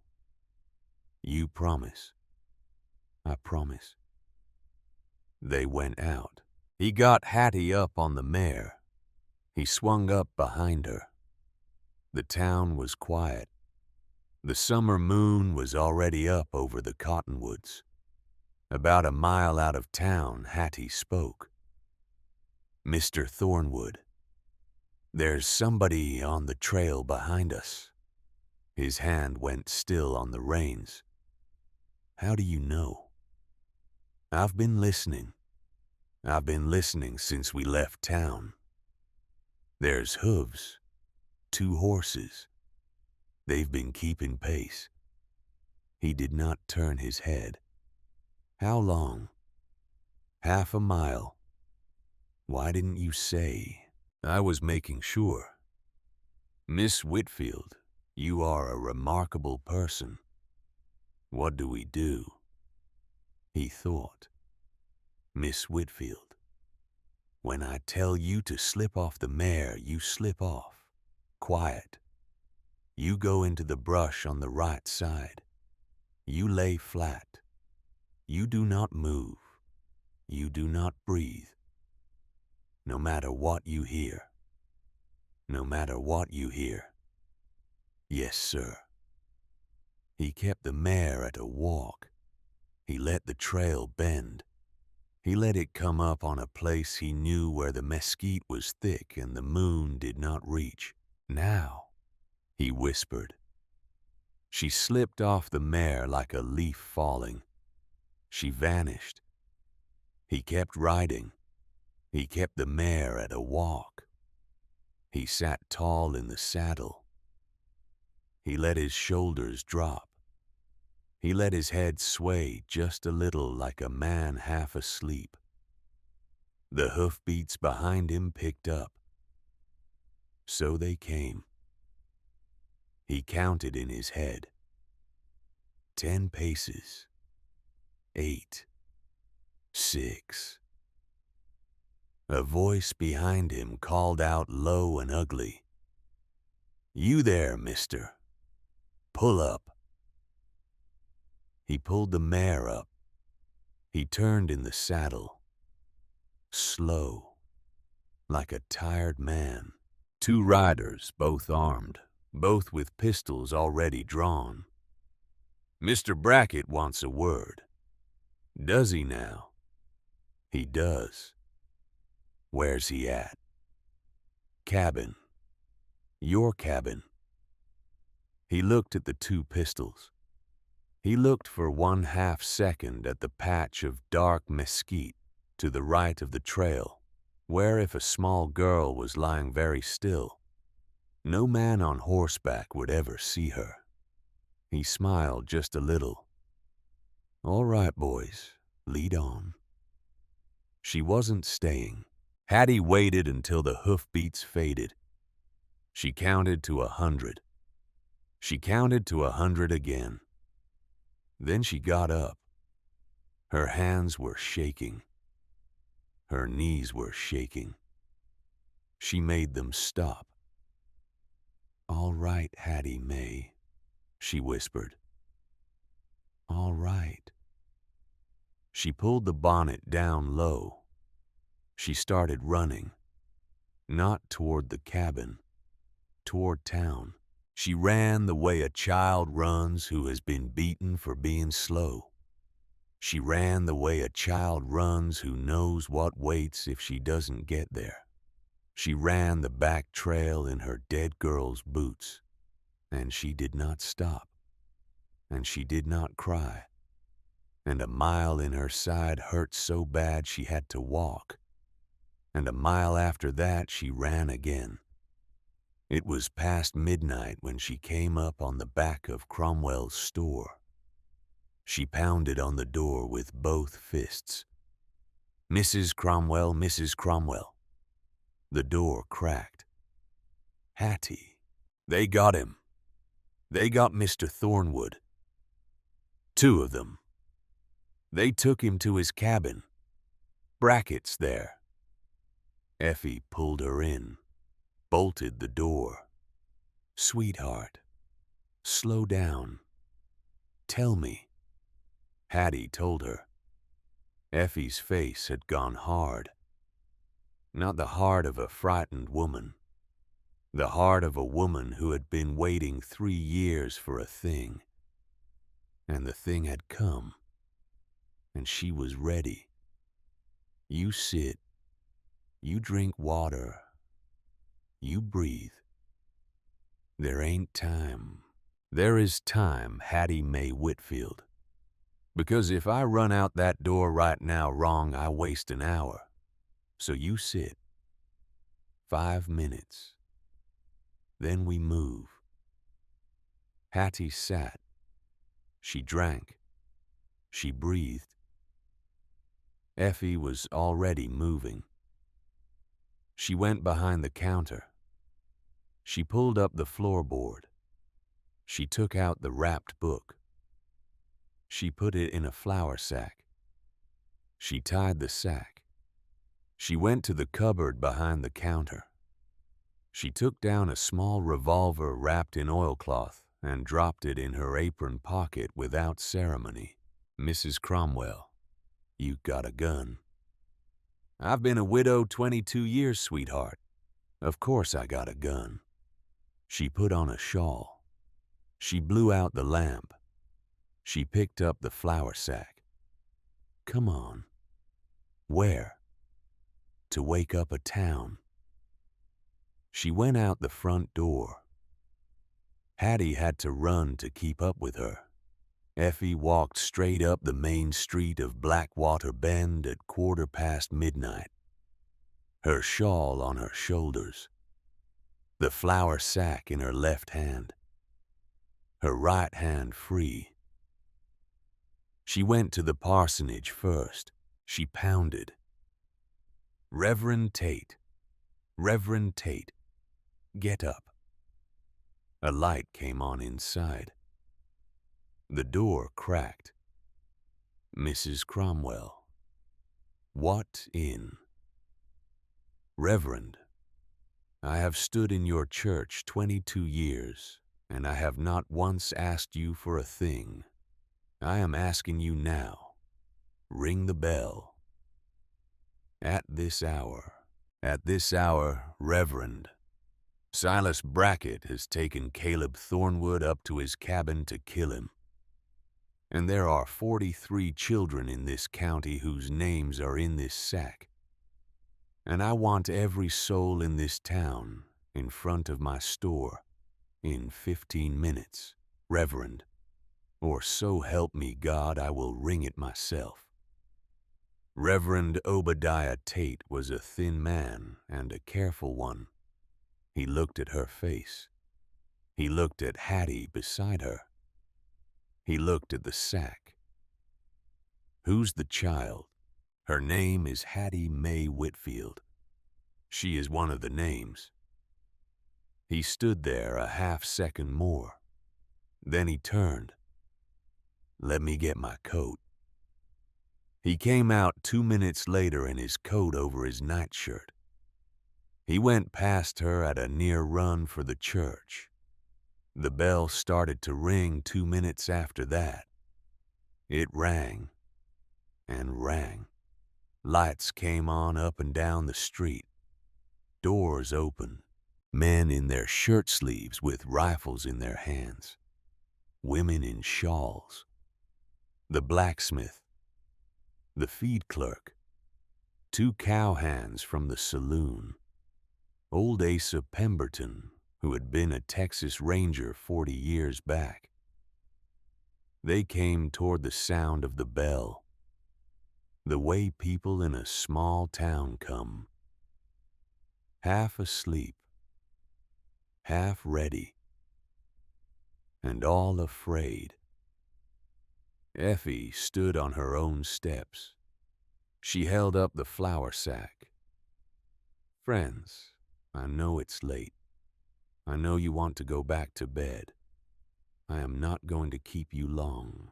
She opened the sack. She pulled out the book. 43 names, 43 children, 3 years.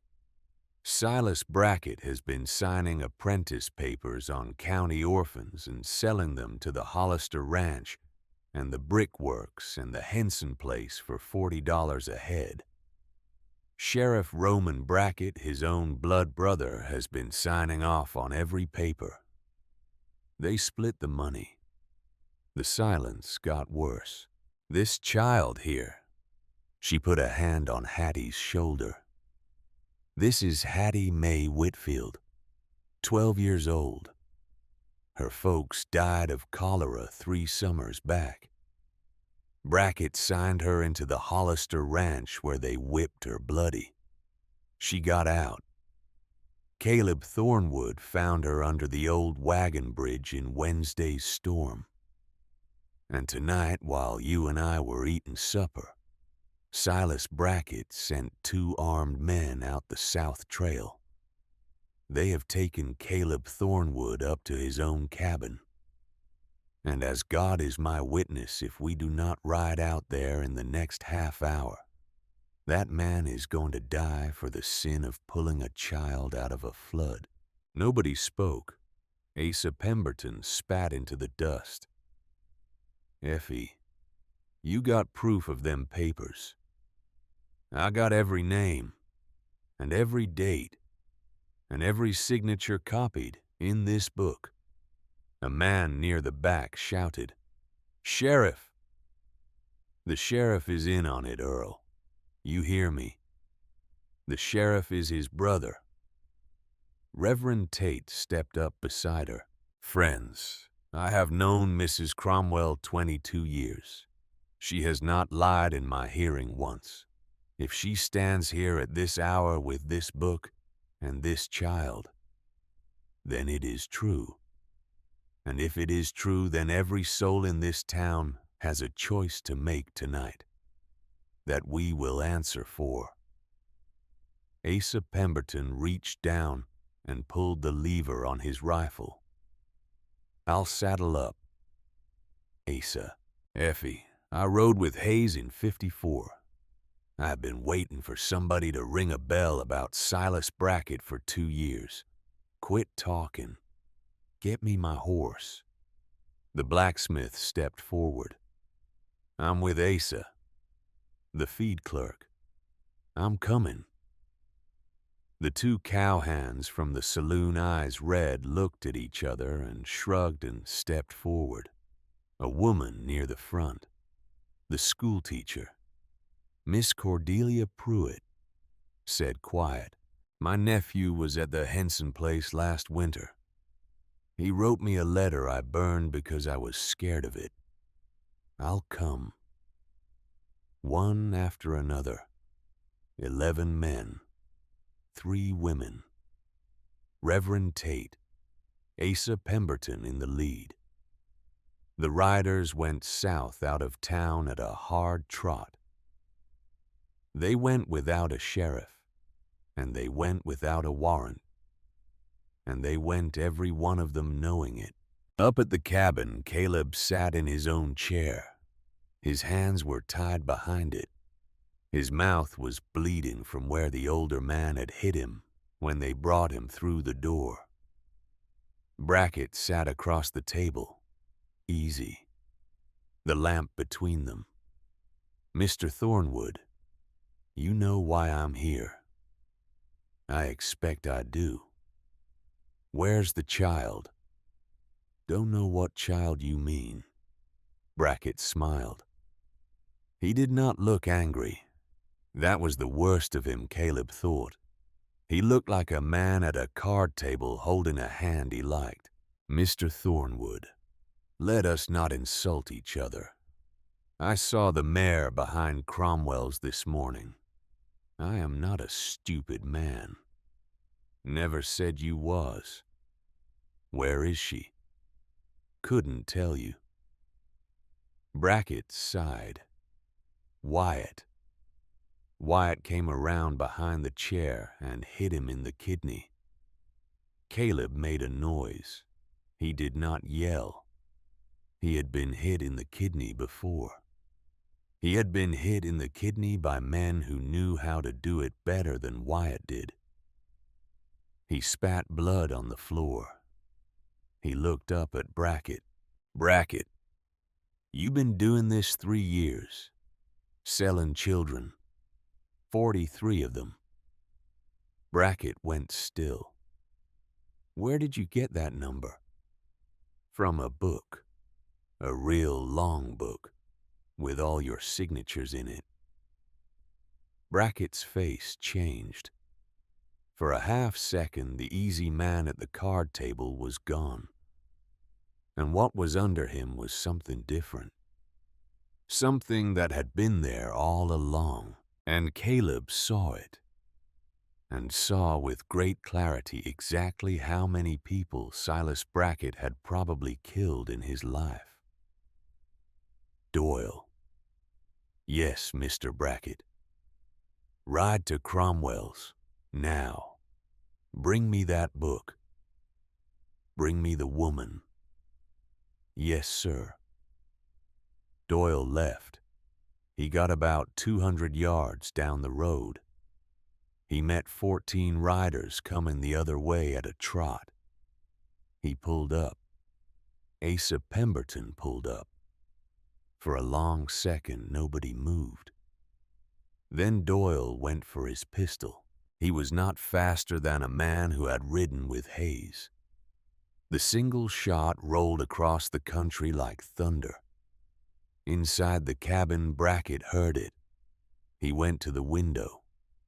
Wyatt went to the door. Caleb, hands tied behind him, started working the knot. Wyatt opened the door a crack. He saw coming up the rise near 15 riders. He saw Asa Pemberton in front. He saw Reverend Tate with a shotgun. He shut the door. Mr. Brackett, there's near 15 riders out there. Townspeople. Pemberton's leading them. Brackett's face did a thing then that Caleb would remember later. The face of a man who had spent 3 years counting on every door in a town being shut, who was now hearing every door in that town opening at once. The front door came in like the wall of a house giving up. Asa Pemberton came through it first. He did not kick it. A man who has ridden with Hayes does not kick a door. He shouldered it. The latch tore loose from the wood and the whole thing swung wide and slammed against the inside wall, and Asa Pemberton was through it, with his Henry rifle leveled before the dust had settled. Behind him came Reverend Obadiah Tate with the shotgun. Behind him came the blacksmith. Behind him came the schoolteacher with her lantern held high. And behind her came 8 more men of Blackwater Bend in their shirt sleeves with rifles in their hands. The cabin filled. Silas Brackett had not even finished turning from the window. His derringer was in his hand. Small, ugly. The kind of gun a man carries when he is not expecting to need a gun. He pointed it at Caleb's head. "Stop," he said. Everybody stopped. Asa Pemberton's rifle was up. Reverend Tate's shotgun was up. Caleb sat in his chair with his hands behind his back. The rope already loose, the knot already worked through. Just waiting. "One step," Silas said. "One step closer any of you and Mr. Thornwood here is gonna wear his brains on his own wool." Asa Pemberton did not lower the rifle. "Silas. Asa. Step away from the lamp. I'll step away from the lamp when this man tells me where the girl is. He don't know where the girl is. He knows. He don't, Silas. The girl is in town. The girl is at Cromwell's. The girl rode 3 miles in the dark in a pair of dead girl's boots to wake up this town. The girl is the reason every man you see in this room came up that rise tonight." Silas Brackett's face did the thing again. The card table face went away. The thing under it came up, and Caleb, sitting in his own chair, with his hands behind him and the rope loose in his fingers, saw something he had not expected to see in a man like Silas Brackett. He saw fear. Not the fear of being shot. Silas had been around guns long enough to know what guns did. This was a different fear. This was the fear of a man hearing for the first time in his life the sound of his own name being said out loud by people who were not afraid of him. "Wyatt," Silas said. His voice was thinner than it had been a minute ago. "Wyatt, get over here." Wyatt Hollis was 28 years old. He stood by the back door with one hand on his pistol and one hand on the latch, and he looked at Silas Brackett, and he looked at the 14 people in the cabin, and he looked at Reverend Obadiah Tate's shotgun, and at the lantern that the schoolteacher was holding up, and he looked for just 1/2 second at the floor. "Wyatt," Silas said again. "Get over here. Now." Wyatt Hollis took his hand off his pistol. He laid the pistol down on the floorboards, real slow, the way a man lays down a thing he has been carrying for a long time and is glad to be done with. "Mr. Brackett, my mama raised me Christian. I ain't dying for this. I ain't going to hell for this. Not for $40 a head." He raised his hands. He stepped away from the back door. The blacksmith took 2 long strides and put a hand on his shoulder and walked him out into the yard, gentle as a man walking a horse out of a burning barn. Silas Brackett watched him go. The derringer was still pointed at Caleb's head, but his hand was beginning to shake. "All right," Silas said. "All right. Then I shoot Mr. Thornwood, and I walk out of this cabin with his body. And whichever one of you tries to stop me, I shoot you too. I got 2 shots. That's 2 of you." Asa Pemberton spoke very quiet. "Silas, you got 2 shots. There's 11 rifles in this room. You do the math." "I done the math." "Then you know how it ends." A silence. Outside, a horse stamped in the yard. Inside, the lamp guttered. The flame leaned. Shadows moved across the wall behind Silas Brackett's head. And in that long moment, Caleb made his move.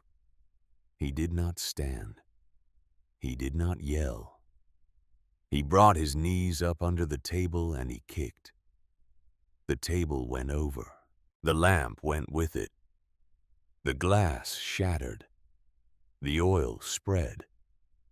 The flame caught the puddle and ran along the floorboards in a blue line. Silas Brackett's Derringer fired. The shot went into the ceiling. A puff of plaster came down. And then Caleb, hands free, was across the cabin. He hit Silas Brackett at the waist.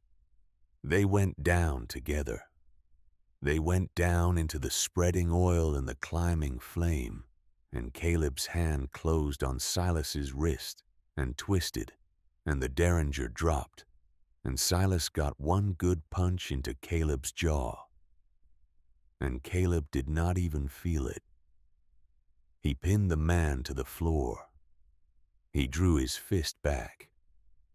Caleb, Asa Pemberton's voice, quiet, from 3 feet away. Caleb, son, lawful. His fist hung in the air. He looked down at Silas Brackett. Silas's mustache was twisted sideways. There was blood on his lip. His eyes were wide and white and full of the look that a man gets only once in his life. The look of a man who has finally understood that the world is not, in the end, the place he had imagined it to be. The fist did not come down. Lawful, Caleb said. He said it like a prayer. He said it like a promise to a 63-year-old woman waiting at a counter in a store with a flour sack in her hand. He stood up. He kicked the Derringer across the floor toward Asa's boots. The blacksmith stamped out the fire with his coat. Reverend Tate hauled Silas Brackett up by the collar. 2 cowhands tied his hands behind his back with a length of saddle rope. They were not gentle about it. They were not cruel about it either. They were just done with him. Caleb walked out onto the porch. The dawn was coming up over the cottonwoods, gray turning to gold. The yard was full of horses and men and lanterns. The school teacher was tending to Wyatt Hollis, who was sitting on the porch step with his hands behind his head and tears running down his face, not for himself, just running. And in the middle of all of it, standing in the dirt of his own yard, was a 12-year-old girl in a dark blue dress and a pair of dead girl's boots. Hattie. She had come after all.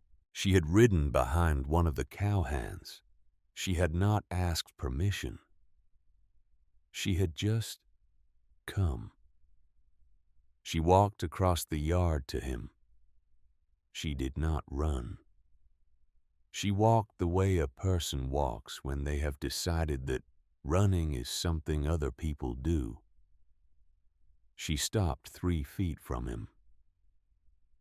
Mr. Thornwood, Miss Whitfield, you're alive. Yes, ma'am. They didn't shoot you. No, ma'am. I told you to stay with Mrs. Cromwell. I know. You didn't. No, sir. He looked at her a long time. The sun was coming up behind her. It put a little gold on the edge of her hair. Miss Whitfield.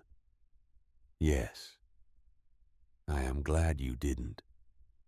Her mouth went funny. She did not cry, but she came close. Reverend Tate brought Silas Brackett out the door at that moment, bound, hat off, the black coat hanging off one shoulder. They walked him down the porch steps and across the yard to where a horse was saddled and waiting. Hattie did not move out of the way. Silas Brackett walked past her. He did not look at her. She turned. She watched him pass. And then she said, in a voice that carried the way a child's voice carries on a still morning. "Mr. Brackett." He did not turn. "Mr. Brackett, look at me." He stopped. The two men holding his arms stopped. The whole yard stopped. Silas Brackett turned slow and looked down at the 12-year-old girl in the borrowed dress. Her eyes were level. Her hands were at her sides. Her chin was up. "Mr. Brackett, I ain't paper." He did not answer. "I ain't debt." His mouth opened. No sound came out. "I ain't yours." She held his eyes 1/2 second longer. Then she turned her back on him and walked past him to Caleb and stood beside him.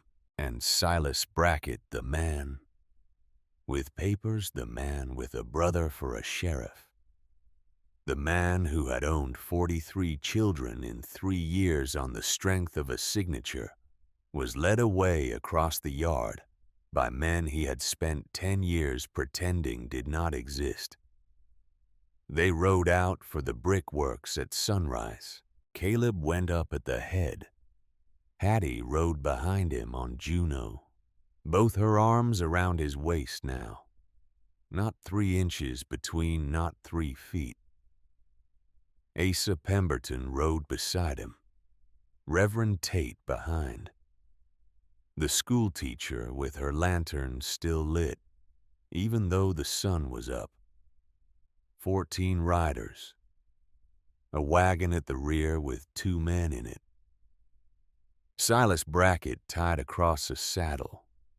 Wyatt Hollis untied but disarmed, riding quiet, his head down. They came up on the brickworks at the hour when the kiln should have been started and the chimney should have been smoking. The chimney was cold. Foreman Tobias Macklin was on his porch in his shirt sleeves buttoning his coat, his hair still wet from the basin. He saw the riders. His face went 3 colors. "Mr. Pemberton?" "Macklin." "Mr. Pemberton, sir, what's?" "Where are the children?" The apprentice children, Macklin. Where do they sleep?" Macklin's mouth opened and closed. "Mr. Pemberton, I got papers."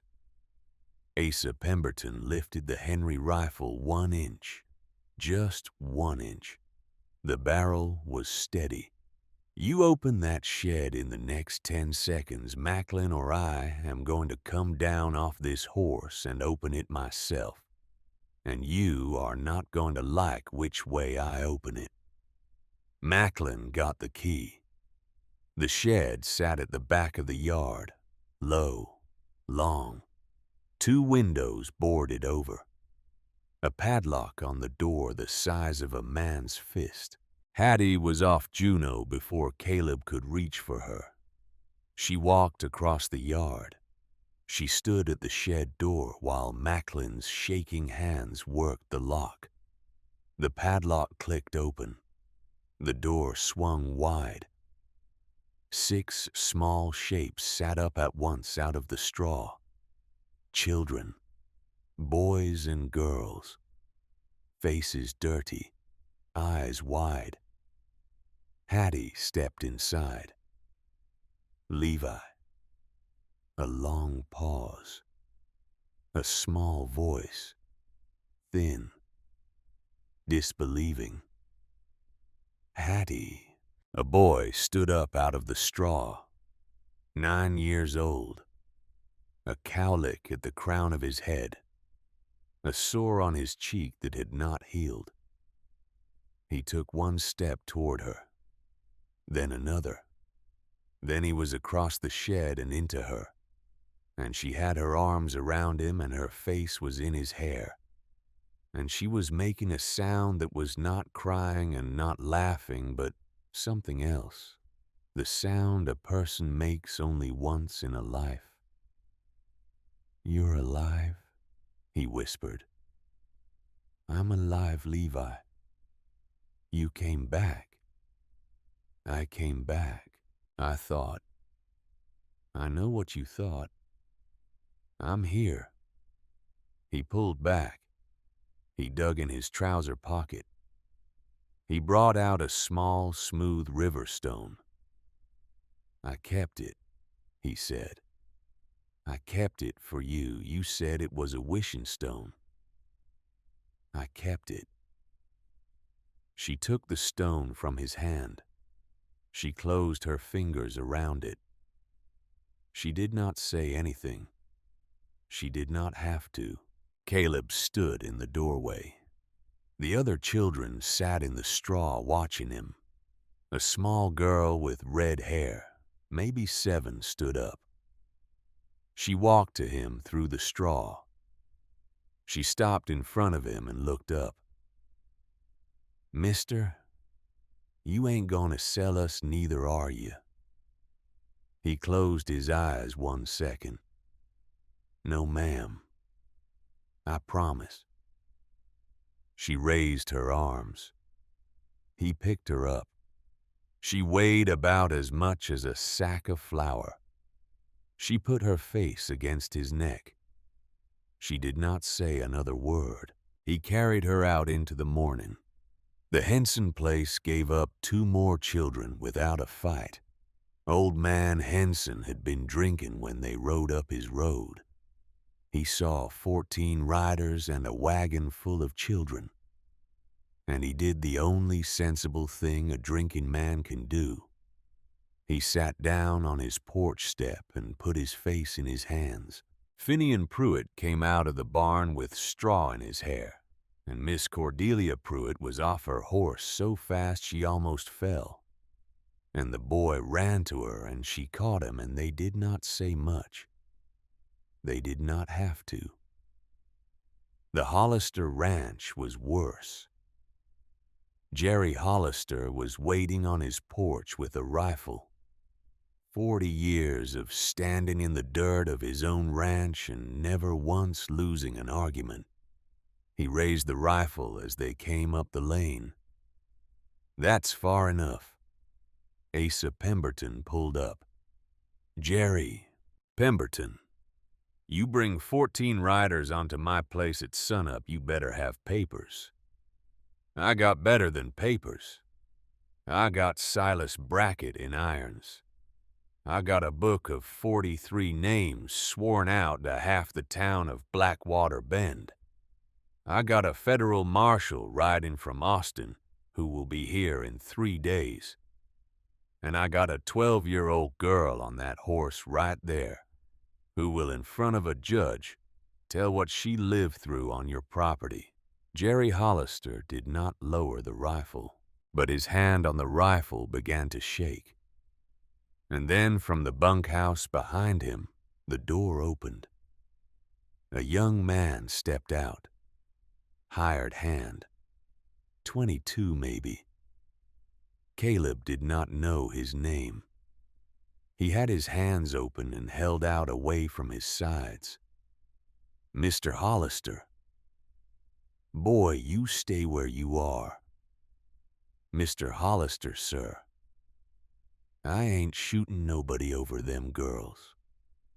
My mama raised me better. I'm sorry, Mr. Hollister. I am." 2 more hands came out of the bunkhouse behind him. Both of them hands open. Both of them glad somebody else had spoken first.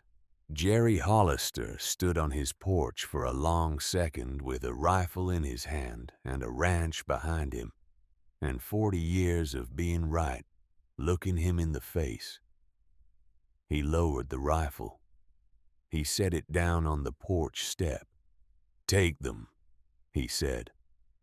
"Take them and get off my land." There were 4 girls in the Hollister bunkhouse. The oldest was 14. The youngest was 8. They came out into the morning blinking, holding each other's hands. And one of them saw Hattie on Juneau. and said her name like it was a word she had not been allowed to say in a long time. And Hattie slid off Juno and walked to her, and she took the youngest girl's hand, and she did not cry, because she had cried enough. She said, "Cora, it's all right. You're all right now." Caleb watched her. He saw for 1/2 second in the line of her shoulder and the lift of her chin what she would have been if nobody had ever done this to her. And he saw in the same 1/2 second that she still was. They rode back to Blackwater Bend with 13 children, some in the wagon, some behind the women on the horses. Cora May rode in front of Caleb on Juno with Hattie behind him, and the little girl said nothing for the entire mile. But at one point she reached up and put one small, dirty hand against the side of his neck and left it there.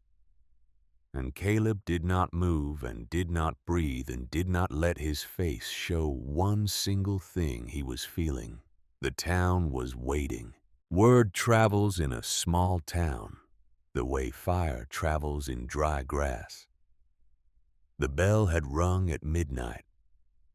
The riders had ridden at 1.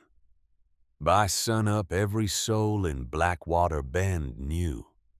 And by the time the wagon came back, the women of the town were on the porches with bread and milk and clean shirts. They had pulled them out of their own children's beds.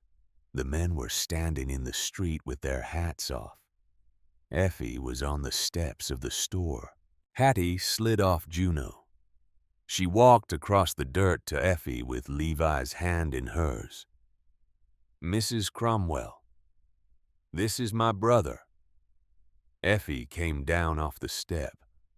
She knelt slow in the dirt of her own street. She opened her arms. The boy looked at her. He looked at his sister. Hattie nodded. Levi walked into Effie's arms and put his face into her shoulder, and Effie held him, and she did not say a word. She just rocked. Caleb stood by Juno and watched, and something inside his chest that had been broken for 11 years turned over once and settled. And he understood for the first time in a long time that it was going to be all right from here on out. Asa Pemberton came up beside him.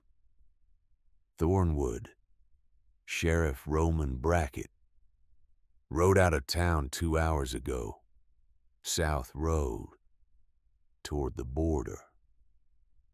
He worked his jaw a moment.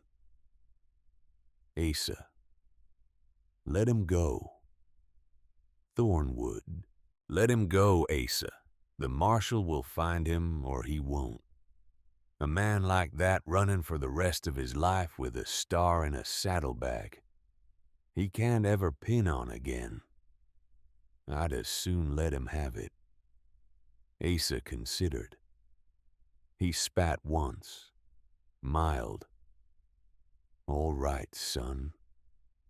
A woman Caleb did not know came up to him.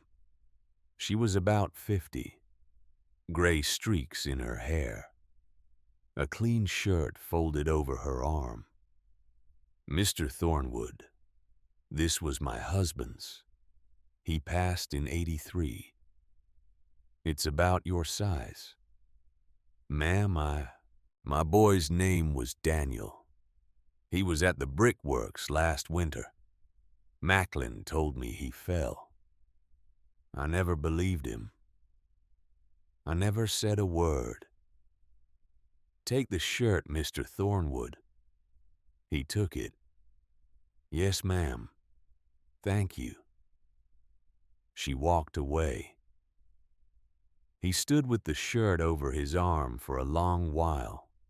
The marshal came on Thursday. His name was Garrett Eastman. Tall, slow-talking, a coat that had seen weather, 2 deputies behind him. He sat at Effie's kitchen table for 2 hours with the book open in front of him, while Effie talked and Caleb talked and Hattie talked. At the end of 2 hours, Eastman closed the book and pushed it back across the table. "Mrs. Cromwell, I have been waiting for this book 3 years. Effie's hand went to her mouth. "You knew." "I suspected, ma'am. I had 2 letters from a woman in Bandera who had a sister in this town. I could not act on suspicion. I could act on this." He laid his hand on the book. "Mr. Brackett goes to Austin under guard tomorrow at first light. The Hollisters, the Henson place, Macklin, the lot of them. Federal court. I expect every one of them to hang, or to die in a cell, and I will not lose sleep over which." Caleb leaned forward. "Marshal, there's something else." "What's that?" "Every paper Brackett signed, every contract, every apprentice paper. I want them voided, by name, by the federal court. I want it written down somewhere in Austin that not one of these children was ever in the eyes of the law of this country, the property of any man or any business. I want it written down so it cannot be argued, so that when these children grow up and somebody tries to tell them they were once owned, they can show them a paper that says it was a lie." Marshal Garrett Eastman looked at him a long second. "Mr. Thornwood, I will write that paper myself." His hand tightened on the back of his chair. "Thank you, Marshal." The summer turned. The mud dried. The creek came down off its banks and back into its channel. The wagon bridge at Blackwater Creek was still washed out, what was left of it leaning over the water like a broken jaw. Caleb rode out one morning with his tools and his mare and a wagon load of milled timber from the lumber yard in town, and he started to build it back. He worked alone the first day. The second day, Asa Pemberton rode along the bank and looked at his work and said, "You're setting that beam wrong, son." And Caleb said, "Then come down off that horse, Asa." And the old ranger laughed for the first time Caleb had ever heard him laugh in 10 years, and got down and worked alongside him until sundown. The third day the blacksmith came. The fourth, 2 of Jerry Hollister's old hired hands. By the end of the second week, 8 men were working on that bridge. By the end of the third week, it was sound enough to hold a loaded wagon. He walked it once across and once back, and he stood in the middle of it a long moment, and he went home to the cabin. Hattie was on the porch. She had been living at Effie's. The court had not decided where she and Levi would live. The court was going to take its time. Hattie came out to the cabin some afternoons with Effie and helped feed the chickens, and sat on the porch and asked questions about Rebecca. He told her about Rebecca, slow, in pieces, over weeks. He told her that Rebecca had black hair like hers. He told her that Rebecca had liked to read. He told her that Rebecca had laughed like a small bell. Hattie listened. She did not say it was sad. She did not say sorry. She just listened the way a person listens who knows what listening is for. That evening, when he rode up, she was on the porch with Levi beside her. "Mr. Thornwood." "Miss Whitfield." You finished that bridge. I did. Today. Today. Can I see it tomorrow? Why not now? 'Cause the sun's down, miss, and we ain't riding that road in the dark, the two of us, ever again in our lives. Do you hear me? She almost smiled. Yes, sir. In the morning, Caleb, Hattie, Effie, and Levi rode out to the creek. Levi behind Effie on a borrowed mare. Hattie behind Caleb on Juno. They stopped at the head of the bridge. Hattie slid off without being asked. She walked to the edge. She stopped. Mr. Thornwood, do you remember what you said that first night? You said the rain couldn't hide me forever. I remember. You still think that? He looked at her. Her hair was clean and braided. Her dress fit her. The whip marks on her shoulder were scars now. Levi was 20 pounds heavier than he had been 6 weeks ago. He had stopped flinching at thunder. Effie had taught both of them their letters again, and Hattie was already reading better than Effie remembered being able to read at her age. No, miss, he said. I think there ain't a man left in this country with the standing to make you hide. Hattie Mae Whitfield. I think there ain't a man left in this country who could. She nodded slow. Then she did the thing. She stepped onto the bridge. She walked it. Slow. Steady. Not looking back. She walked it the whole way across. She walked it alone. She got to the far side. She turned around. She lifted her chin. Mr. Thornwood. Yes, ma'am. I walked it. You did, ma'am. By myself. You did, ma'am. Nobody had to carry me. No, ma'am. He paused. Nobody could. She walked back across. She stopped in front of him. Mr. Thornwood, you said something to me that first night on the porch. You said somebody should have done it for somebody once, and nobody did. Who?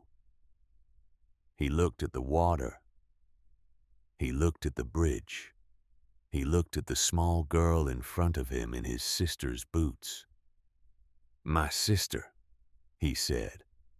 Rebecca. You couldn't get her out. There wasn't nothing to get her out of, miss. It was a fever. Wasn't a man's fault. But I wanted to. I wanted to miss. There wasn't a thing on God's earth I wanted more when I was a boy than to be the one who got my sister out of that fever. And I couldn't. And I have been sitting on porches in the rain for 11 years trying to make up for a thing I could not have done. Hattie looked at him. She put her small hand on his arm. Mr. Thornwood, you got me out, and you got Levi out, and the Hollister girls, and Finn Pruitt, and the children at the brickworks. You got us all out.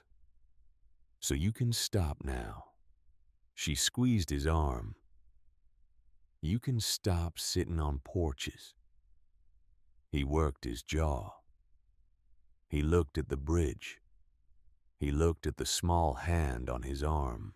He looked past her at Effie on Juno, with Levi behind her, at a child wearing his sister's boots that he had grown into at the morning sun on milled timber that 6 weeks ago had been a place where a child crouched in the dark, thinking she would rather drown than be sold.